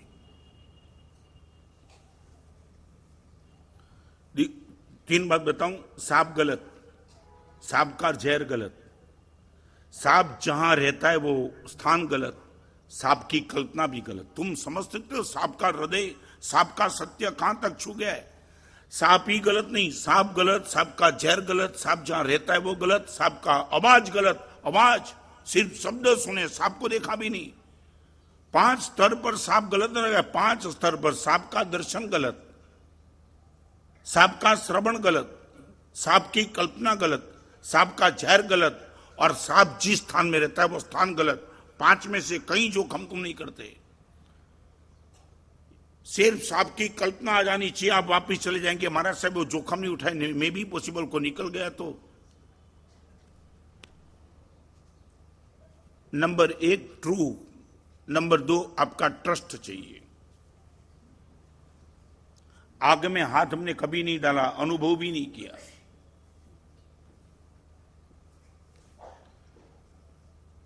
कई लोग बोलते हैं महाराज साहब अनुभव से सीख जाएंगे, कभी सांप के साथ अनुभव मत करना, बोलने के लिए बचेगा नहीं तुम। हाँ, कई खोपरी बाज होते, हर चीज का अनुभव लेना नहीं चाहिए। एक आदमी गया ना मेडिकल स्टोर में, उनको कब्जी थी, तो उसने मेडिकल स्टोर में जाकर के बोल दिया कि मुझे जुलाब की गोली दो, अभी अनुभव करेगा वहां। समझे मैं क्या कहना चाहता हूं? कई चीज दूसरे के अनुभव से सीख लो, हर अनुभव अपने को करने जैसा नहीं है। पाप गलत है, वो आप अनुभव मत करो। जिनके प्रति तुम्हारा भरोसा है उनकी बात मान लो और बात खत्म कर दो। चलो आगे। नंबर 2, 1 नंबर में ट्रू, नंबर 2 ट्रस्ट चाहिए, नंबर 3 टारगेट चाहिए आपके पास।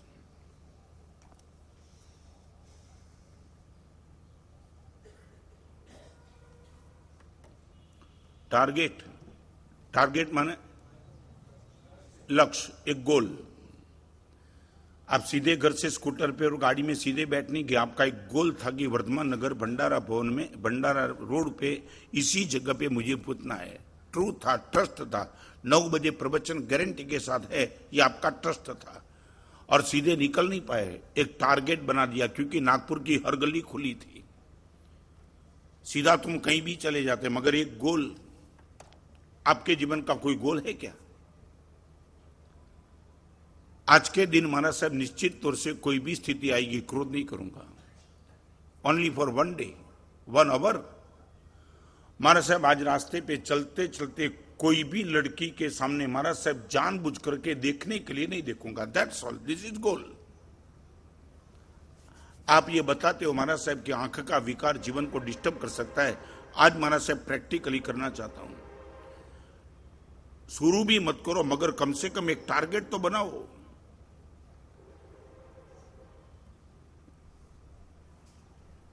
अब एक काम करो, आज 1-2 टारगेट आपको दिखाना चाहता हूं।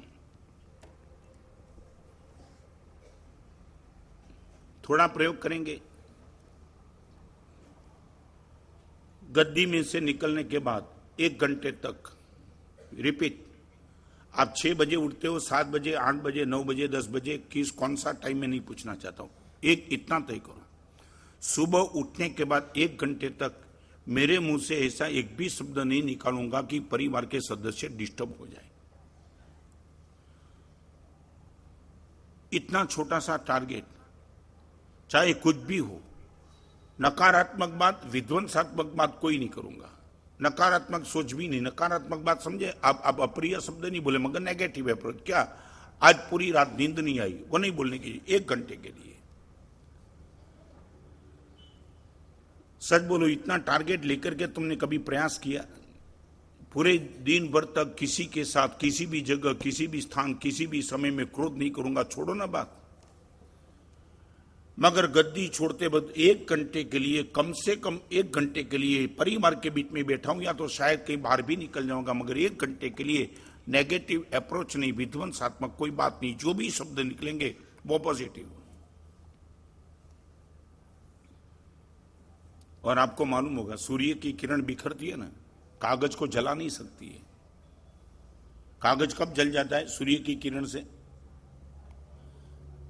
एक नीचे कागज रखो और बीच में मीडियम कांच आता है, बिलोरी कांच, और वही किरण वहां से आती है, एकाग्र होती है, एकजुट होती है और कागज को जला देती है। ये क्या है?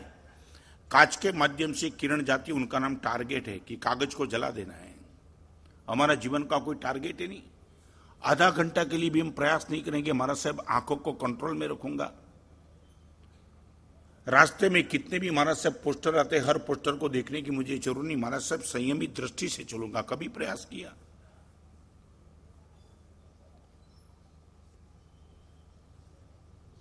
एक और टारगेट आपको दे दूं। आपकी ऑफिस में काम करने वाले कोई नौकर है, घर में काम करने वाले नौकर है, आपका खुद का बेटा है, आपकी पत्नी है, कोई भी है, आप एक काम करो, इनके जीवन की पहली गलती को माफ कर दूंगा। This is a small target in your life. किसी की भी गलती कोई भी हो चुकी है, मगर पहली गलती को महाराज साहब कोई सजा नहीं करूंगा, पहली गलती को माफ कर दूंगा। प्रथम भगवान बोलते हैं हर गलती को माफ कर देना। महाराज साहब भगवान तक पहुंचने की मेरी ताकत नहीं है, मगर इतनी ताकत जरूर है, प्रथम गलती को माफ।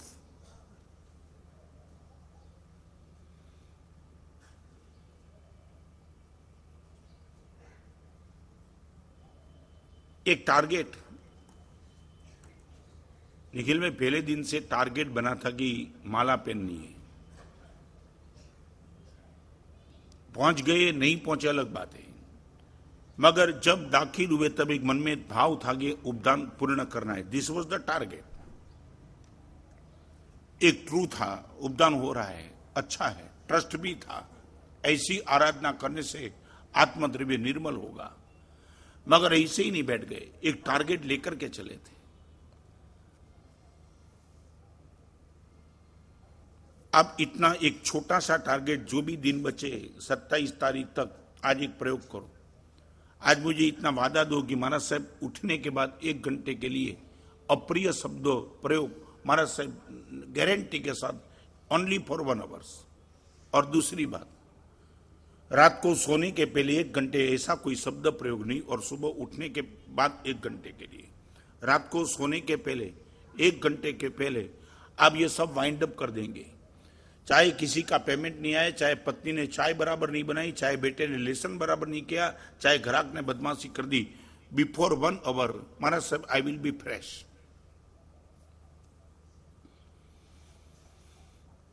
कई लोगों की स्थिति ऐसी है कि उठते वक्त रामायण शुरू होती है, सोने के पहले महाभारत शुरू होती है। समझे मैं क्या कहना? सच बोलो, तुमने कभी यह प्रयोग किया दिलीप? 1 घंटे के पहले और 1 घंटे के बाद, सुबह उठने के बस सभी के साथ प्रेम से बात करेंगे 1 घंटे। फ्रेश मॉर्निंग का समय है, सबको गुड मॉर्निंग बोलते हो, कहां गुड है कहां?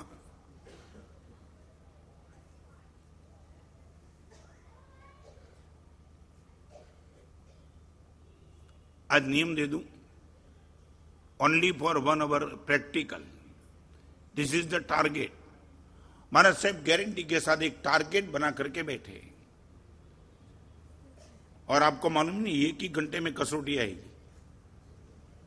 हाँ, हाथी चल रहा था लकड़े के पुल पे, हाथी, और लकड़े के पुल पे चलते चलते, अभी लकड़े का पुल हिलेगा तो है ना, हाथी और लकड़े का पुल, और निखिल भाई क्या हुआ मालूम है? मक्खी बैठ गई हाथी के शरीर पे, और पूरा लकड़े का पुल क्रॉस कर दिया तो मक्खी हाथी के शरीर से उतर गई, वो तो ठीक है, मगर हाथी के कान में कहा, अभी तू थका होगा, मैं उतरती हूं।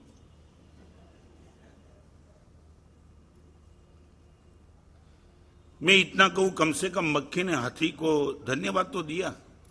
हम दोनों साथ में होके पुल उतर गए।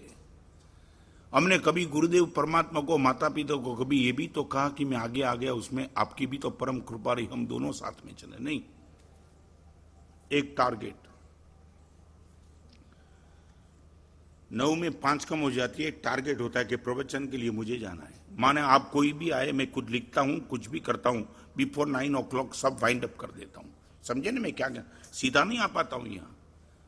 सुबह से उठने के बाद एक टारगेट होता है कि 9 से 10 का समय मुझे किसी को नहीं देना है। कोई भी पूछता भी है कि मानस साहब आपसे भेंट करना चाहता हूं, बिफोर आफ्टर 9 और 10 के बाद, या तो बिफोर 9 o'clock या तो आफ्टर 10 o'clock, एक टारगेट है। यदि आपको मैंने जो कहा वो ट्रू लगा, यदि आपको इन पर ट्रस्ट है, आप एक टारगेट बना दो, और मैं गारंटी के साथ कहता हूं आपको 100% सफल मिलेगी। आज आपका जो चल रहा है ना विदाउट टारगेट, और टारगेट और विदाउट टारगेट का अर्थ मालूम है क्या है? आपकी सोच क्या है? करके ही रहूंगा वो टारगेट, होगा तो करूंगा वो टारगेट का अभाव। आप समझ लेना, टारगेट का समझ लेना, होगा तो कर लूंगा ये टारगेट नहीं है, करके ही रहूंगा वो टारगेट है।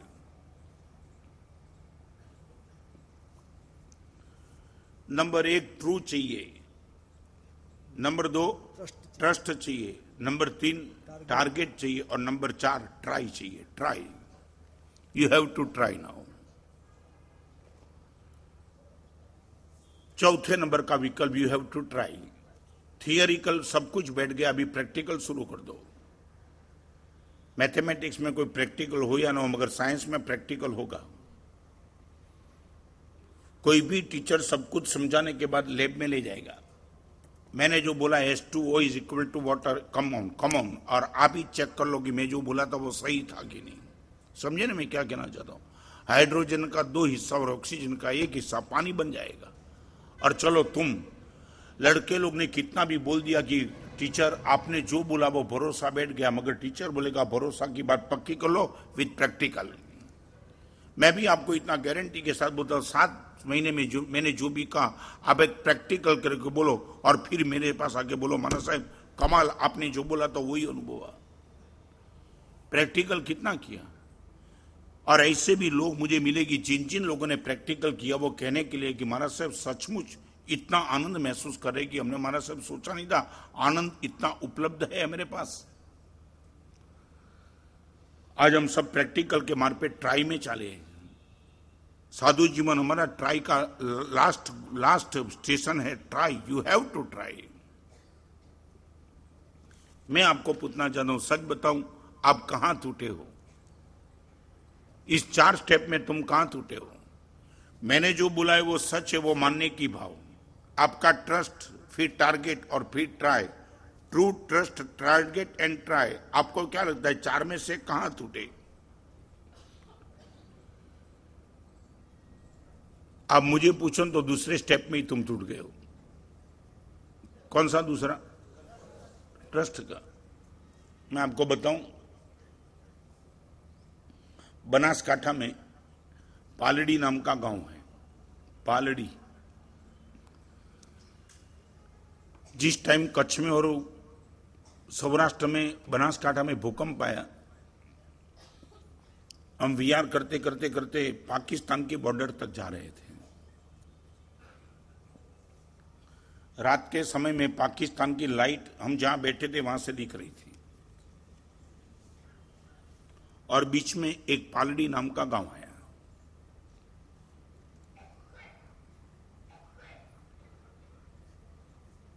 हमने गांव में प्रवेश किया।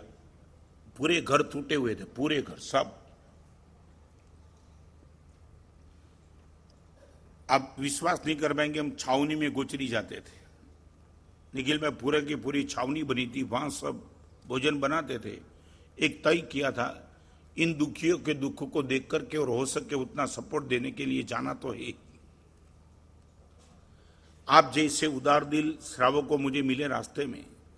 महाराज साहब आप जा रहे हो, हजारों लोगों का दुख हम दूर तो नहीं कर सकते, हम वहां जा भी नहीं सकते, हम सर्वे भी तो नहीं कर सकते, हम घर। आप जाते हो महाराज साहब, मेरी ओर से 5 लाख, मेरी ओर से 7 लाख, मेरी ओर से 8 लाख, मेरी ओर से 10 लाख, आपको कहीं भी लगे महाराज साहब ऐसे गरीबों को देने के लिए आप देते रहना। 4 महीने में 70 लाख रुपया सबको दे के आया। जो दुख देखा था ना, ऐसा लगे कि ऐसा दुख किसी पर ना आवे। और ये पालड़ी में हम दाखिल हुए, सब मकान गए थे, अंदर आया और मैंने पूछा जान हानि कितनी हुई? तुम विश्वास कर पाएंगे ये true trust, target and try क्या हो सकती है? प्रवचन में सिर्फ जैन थे निखिल भाई, और उनके सामने मैंने प्रवचन किया, तब इतना बोला कि देखो प्रकृति ने ये हादसा कर दिया, ऐसा वैसा। एक लड़का खड़ा हो गया, मुकेश लड़का खड़ा होकर क्या बोलता है मालूम है? महाराज साहब हम गांव वाले इतने ताकत वाले ने, महाराज साहब हम दुख में बिल्कुल स्वस्थ है, आप हमें कोई ऐसी बात मत करो, हम कोई टूटे नहीं, हम सब मजबूत है। महाराज साहब हमारा मकान टूट गया, हमारा मन तो अभी भी मजबूत है, आप हमारे लिए कोई दुख की बात मत करो और आगे की कोई धर्म की बात करो। चालू प्रवचन में। और ये प्रवचन की समाप्ति के बाद में जब बैठा ना, एक बुढ़े काका को दिखा दिया, महाराज साहब ये काका है ना, ये भगवान की प्रतिष्ठा 1.5 करोड़ की बोली लगा के उसने बोली थी। निखिल भाई वो छावनी में भोजन कर रहा था। महाराज साहब आपको बताओ हम क्या है, हमारी ताकत, हमारे गांव की ताकत का आपको पता है? हमने सबने घर खत्म कर दिया, हम सब भोजन छावनी में करते, आज कुछ बचा नहीं। मगर महाराज साहब वो स्थिति आई उसी दिन, जिस दिन 26 जनवरी को भूकंप आया, 27 और 28 तारीख बंबई वाले, हमारे गांव वाले जो बंबई रहते, महाराज साहब 45 लाख रुपया लेकर के सब आ गए, 45 लैक्स। और बंबई वाले ने वही हमारे गांव के थे सपोर्ट करने के लिए बोला कि एक काम करो 45 लाख रुपया रखो और आपको जो भी ठीक लगे वो करो। महाराज साहब ये काका है ना बुड्ढा, हमारा गांव का लीडर है, पूरा गांव इकट्ठा हो गया था और गांव के सामने महाराज साहब ये दूसरे दिन जहां किसी का घर बचा नहीं, वहां 45 लाख देने की बात महाराज साहब इस काका ने बोल दिया। आप 45 लाख रुपया लेकर के आए हो तो एक काम करो, हमारे तो सिर्फ घर टूटे हैं, हम सब अखंड है, एक भी जान हानि नहीं, हम सब बच गए, कुछ किसी को कुछ भी खरोच भी नहीं आई। और आप 45 लाख रुपया लेकर के तो एक काम करो, हमारा तो सिर्फ मकान ही टूटा है, मगर कच्छ में सबका जान भी गया है। आप 45 लाख रुपया लेकर के वहां चले जाओ, हमें एक भी रुपया नहीं चाहिए। ये ताकत, ये पूरे के पूरे घर टूट गए। फिर मैंने जो उनको पूछा, ये ट्रस्ट की बात बताना चाहता हूं। महाराज साहब, गांव में 26 जनवरी को परमात्मा के मंदिर की सालगिरह थी। प्रबोध चंद्र सिंह गांव में थे और आपने गांव को इकट्ठा किया और एक किया कि काम करो, आज कल स्वामी वात्सल्य ने, मगर कल आंबिल का स्वामी वात्सल होगा। देखो 25 जनवरी को 25 जनवरी को सालगिरह और सभी को आंबिल, पूरे के पूरे गांव में छोटा बच्चा था, उसको प्रबोध चंद्र सिंह ने बोला कि तुम्हें आंबिल करना है, कल कोई नहीं खाएगा। महाराज साहब ऐसे तो परमात्मा की ध्वजा हो, सालगिरह में तो महाराज साहब मिष्ठान नमकीन खाते, कुछ भी खाओ, मगर कल आंबिल करो। और एक आगे की बात, गणेश काका सबने आंबिल किया और आचार्य भगवान ने रात को डिक्लेयर किया, शाम को कल सुबह मंदिर में भक्तामर का पाठ होगा। और भक्तामर जब तक पूरा नहीं होगा तब कोई हिलेगा नहीं मंदिर में से। एक छोटा 225 पब्लिक, पूरी गांव के जैनों की कुल पब्लिक 225। और महाराज साहब विश्वास नहीं कर पाएंगे, अब हम लेट हुए, 6:30 को पहुंचना था, महाराज साहब 7 बजे पहुंचे और भक्तामर का पाठ शुरू हुआ। और आपने देखा ना, गांव में प्रवेश करते देखा ना, एक घर नहीं बचा है महाराज साहब, सब टूट गए। और महाराज साहब फिर भी बताए, हमारा किसी का जान हानि नहीं हुई। इनका कारण बताऊं महाराज साहब, 7:30 और 7:45 बजे पर भूकंप आया और उसी टाइम हम सब मंदिर में थे। और आप विश्वास नहीं कर पाएंगे महाराज साहब, हर एक के घर टूट गए, मंदिर बिल्कुल अखंड बचा है। हम मंदिर में थे, मंदिर बच गया, हम बच गए, घर गया तो भले गया। ये हमारा ट्रस्ट था, 100% परमात्मा बचाएंगे। आपको मैं कहता हूं, हम दूसरे नंबर के स्टेप में टूटे और वो ट्रस्ट भी क्या, हृदय को छूने वाला सत्य। आज तुम देखते हो कि हम सब आनंद में हैं, इनका एक ही कारण, true trust, target and try, चारों बिल्कुल सही मार्ग पे चलता है। और दुनिया की कोई ताकत नहीं हमें अनुभव से वंचित कर दे, क्योंकि परमात्मा का यही तो मार्ग है।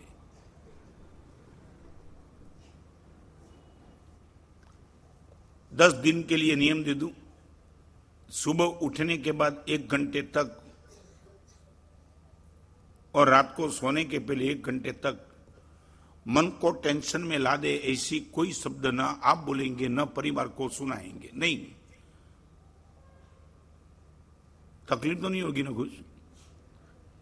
मैंने बंबई में जब बात बताई तो एक लड़के ने बताया, महाराज से वही तो हिसाब किताब करने का समय है परिवार के साथ। अभी देखो, मरना ही है और मारना है सबको।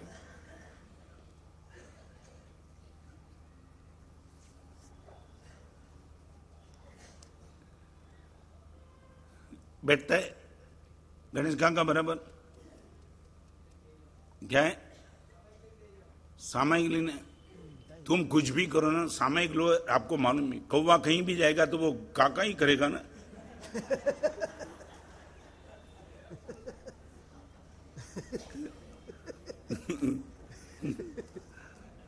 तुम समझे नहीं, सामयिक करने से तुम सुधर जाते हो तो ये सामयिक में बिठा देता मैं, मगर तुम सामयिक को डिस्टर्ब करते हो। तुम कहीं भी चले जाओ, मगर तुम्हारी मेंटालिटी थोड़ी बदलेगी, कंट्रोल करना पड़ेगा।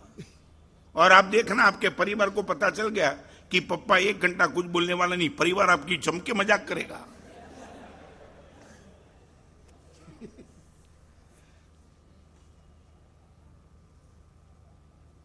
एक घंटे के लिए हम टारगेट बनाने में इतना इश्यू निकलता है, मामूली खेले। तुम ये मानते हो कि सीधा चलेगा? एक बात बताऊं, या तो आपकी दृष्टि प्राप्त करो, या तो जिनकी दृष्टि उनका हाथ थाम लो। दो को छोड़ के कोई बचने वाला नहीं है। या तो खुद की दृष्टि हो, या तो जिनके पास दृष्टि हो उनकी अंगुली हो मेरे पास। ना आपके पास दृष्टि है, ना जिसके पास दृष्टि, इनकी आपने अंगुली पकड़ी तो कहां जाएंगे तुम? मैं गुरुदेव की अंगुली पकड़ के चला। 2 ही विकल्प, या तो आप दृष्टि के मालिक बन जाओ, या तो जो दृष्टि के मालिक है उनकी अंगुली पकड़ के चलो, फिर देखो क्या कमाल हो जाता है, क्या कमाल।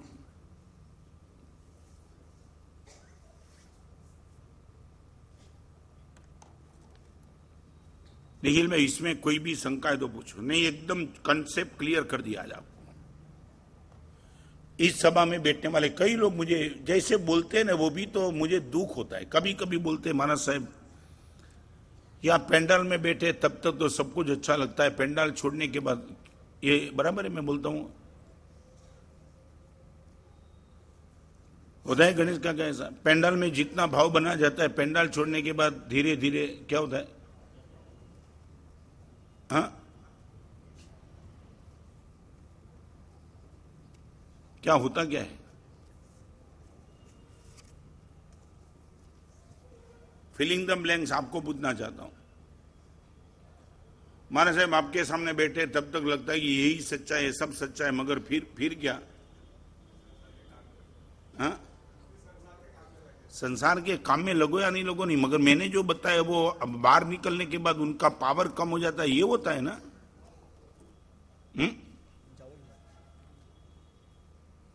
आपने कभी मुझे ये तो नहीं पूछा ना कि माना साहब बाजार में होता हो तभी पैसे के पीछे पागल बनता हो, घर में आके पागलपन खत्म हो जाता है, तुमने ये तो नहीं बोला तुमने कभी। माना साहब बाजार में होता हो तो पैसे के पीछे पागल बन जाते हो, घर पे आते आते तो सब भूल जाता हो, पैसा बीसा सब। ये इस सभा में बैठने वाला कोई पचकान लेगा कि बाथरूम में और संडास में पैसे को याद नहीं करूंगा।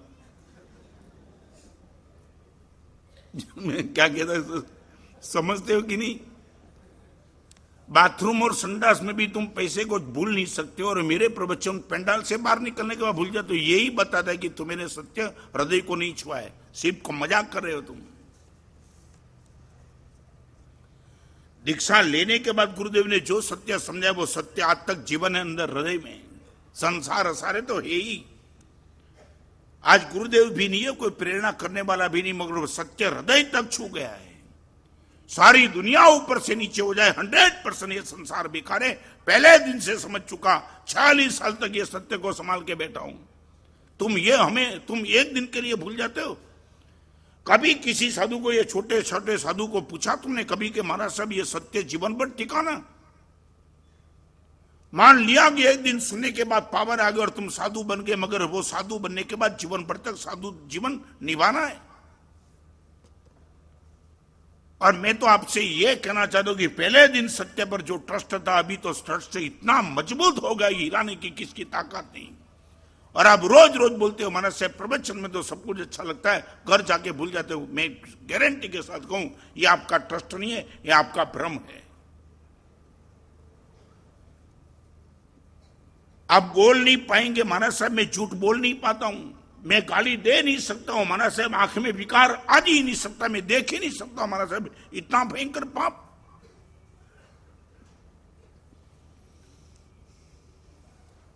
यही हमारी तो दरिद्रता है। इन्होंने पाप को बिल्कुल हल्केपन से ले लिया, हल्केपन समझे, लाइटली समझे।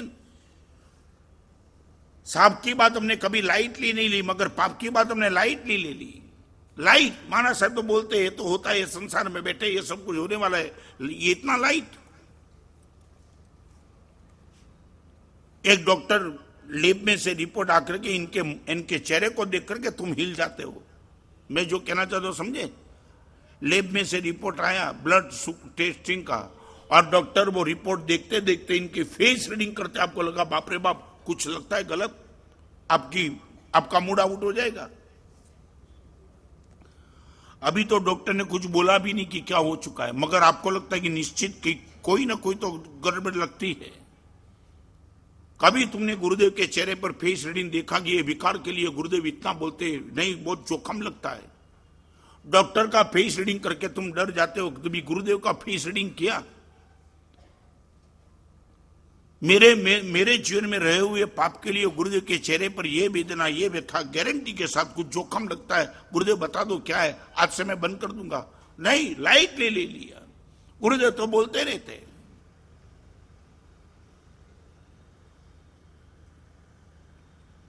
विवेकानंद का एक दृष्टांत है। बहुत गरीबी में नरेंद्र था, उनका नाम तो नरेंद्र था।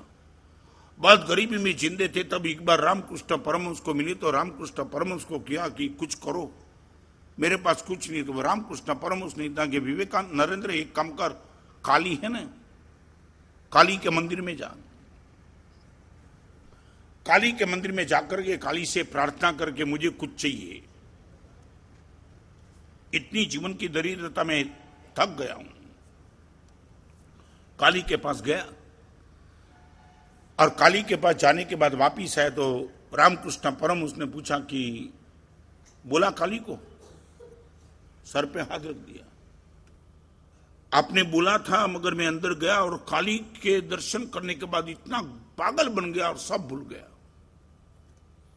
इतनी बड़ी चीज मांगनी थी तो भूल गया। कल दोबारा जाना। आपने ये दृष्टांत नहीं सुना होगा, 15 दिन तक यही क्रम चला और भी नरेंद्र का ये कहना था कि मैं भूल गया। तो एक बार तो रामकृष्ण परमहंस काली के मंदिर के दरवाजे पे आके खड़े गए, वहां तक याद कराया, नरेंद्र याद करना, रोज बोलता है भूल जाता हूं, आज यहां ही खड़ा हूं, धकेल दिया अंदर, सीधा जाकर के काली के पास मांग लेना। वापिस आए, वापिस आने के बाद नरेंद्र की आंख में आंसू थे। स्वामी रामकृष्ण ने उनकी आंखों के आंसू को देख करके पूछा कि आज भी कुछ गड़बड़ करके आया, मेरी बात वो समझता ही नहीं, सुनता नहीं, क्या बात है।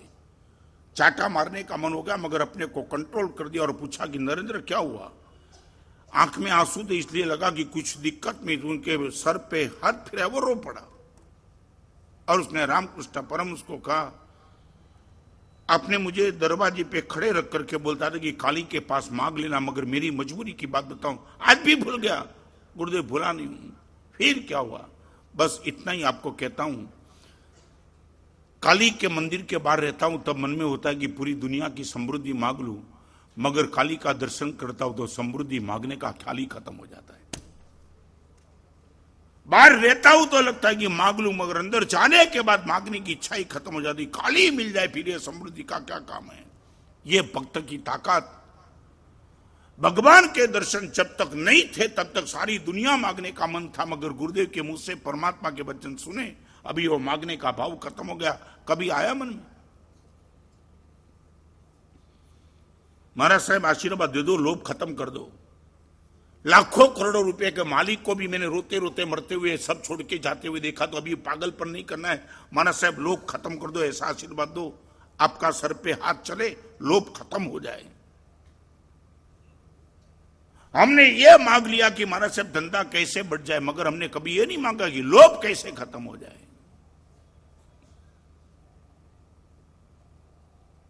आंख के नंबर कम करने वाले डॉक्टर बहुत है, मगर आंख के विकार को खत्म करने वाले तो रेयर केस में कोई मिलेंगे आपको। हम रोएंगे तो इसलिए रोएंगे कि 50 साल के बाद भी आंख विकार से भरी हुई है। महाराज साहब कहां जाऊंगा मैं मर के।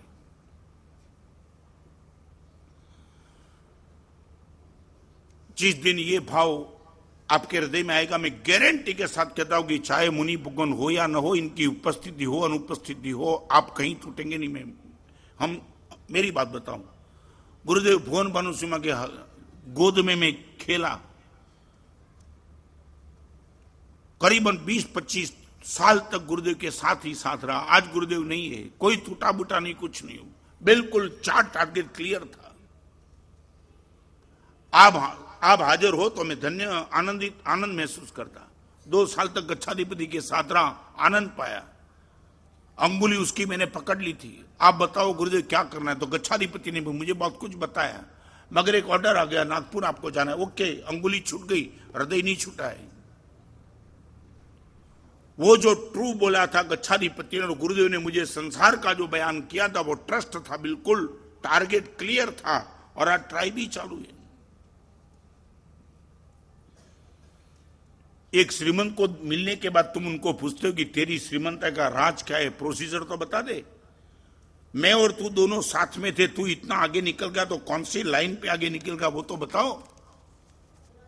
तुम्हें भी ये अंदर से जिज्ञासा होनी चाहिए कि गुरुदेव आप भी तो एक समय संसार में बैठे थे, पिक्चर देखते थे, होटल में जाते थे, आज आप यहां पहुंचे और हम यहां ही रह गए। गुरुदेव कुछ रास्ता तो दिखाओ, कौन सा रास्ता आपने चूज किया, आज आप यहां पहुंचे हो और हम यहां ही बैठे। હરિનો માર્ગ છે સુરાનો નહીં કાયરનું કામ જોને, પ્રથમ પહેલું મસ્તક મૂકી વળતી લેવું નામ જોને. ये गुजराती है. भगवान तेरा मार्ग पराक्रमी का मार्ग है. वहां नंबर 1 सर पे सर को रख देना पड़ता है, फिर पाने की बात आती है. सर को रख दो फिर पाओ. प्रथम पहलू मस्तक मुखी वड़ती लेवी नाम जोने. पहले सर को रखने की तैयारी है. कबीरा खड़ा बाजार में लिए लुकाटी हाथ. कबीर जा रहा था और समाज को ऐलान किया कि कबीर जा रहा है परमात्मा को मिलने के लिए, जिसको भी आना है तो मेरे साथ चलो. और पूरा गांव आ गया. कबीर जी को कहा कोई कंडीशन है, तो कबीर जी ने इतना ही कहा कंडीशन एक ही है. कबीरा खड़ा बाजार में लिए लुकाटी हाथ, जो घर जलावे अपना चलो हमारे साथ. अपने घर को जला देने की जिनकी तैयारी वो मेरे साथ चलो, मैं भगवान की प्राप्ति करा दूंगा. घर जलाना माने आप जिस घर में रहते हो उनको जलाने की बात नहीं है, वो परिवार को जलाने की भी बात नहीं है, मगर हमारे मन में जो हम सोच के बैठे ने वो सोच को जला देने की बात है. जब तक मेरी सोच मेरी पास है तब तक परमात्मा का मिलन नहीं होगा. परमात्मा की सोच मेरी बन जाएगी तब परमात्मा का मिलन हुए बिना कभी रहेगा. True trust target and try. लाखों अंधे इकट्ठे होने के बाद भी रूप देख नहीं सकते, क्योंकि उनको रूप देखने के लिए आंख चाहिए, वो आंख इनके पास नहीं है. 2 दिसंबर को लेकर के आज कौन सी तारीख हुई? 16 जनवरी. 45 दिन करीबन 1.5 महीने तक ये 3 साध्वी जी भगवान और ये छोटे मुनि भगवान कितनी उत्तम साधना आनंद के साथ कर रहे, वो तो आप नजदीक से देखो तो पता चले.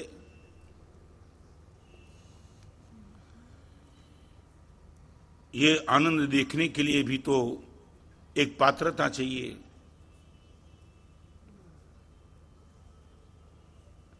जिस दिन इस आनंद आपको आकर्षित करेगा, गुरुदेव श्रीमंत के चेहरे पे मुस्कान देखी और आपके चेहरे की मुस्कान, महाराज साहब बहुत फर्क है. हमें आपके चेहरे पे जो मुस्कान है वो मुस्कान हमें भी चाहिए. यदि आप में योग्यता दिखाती है तो हमें कोई गाइडेंस करो. ऐसे मुनि भगवान, कल इनका एक अद्भुत दिन है इनके लिए. बड़ी दीक्षा का क्या है वो बड़ी दीक्षा,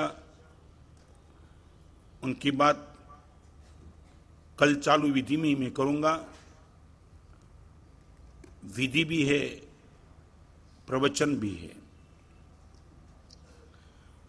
रोज 9 से 10 प्रवचन होता है. कल 8:30 से 10 बजे तक समय लेके आना है. चारों दीक्षा के कपड़े में यहाँ उपलब्ध हाजिर होंगे. उन सबको विधि करानी है. एक देखने का नजारा है. हमारे जीवन की क्या पूंजी, जीवन भर तक हमें क्या साथ में रख करके चलना है, उनकी बात कल प्रवचन में करूंगा. आपके जीवन में इंप्लीमेंट क्या हो सकता है वो भी बात करूंगा. इनके पहले 10 दिन के लिए मैंने जो आपसे गुरु दक्षिणा मांगी है वो पक्का कर ले. निखिल भाई क्या है? 1 घंटा सोने से पहले और फिर उठने के बाद 1 घंटा. कुछ गली मत निकालना. मैंने बम्बई में एक लड़के को दिया था, उसने बोला माना साहब एक ही काम करूंगा, पूरे घर वाले सब काम पे जाएंगे तभी मैं उठूंगा. क्या आदमी की बदमाशी का कोई ठिकाना नहीं.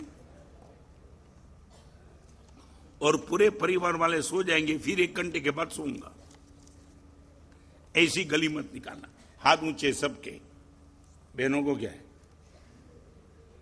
धारणा विग्रह सागरण महत्रागरण त्यागरण. वो श्री आज कौन सा किस नंबर चला?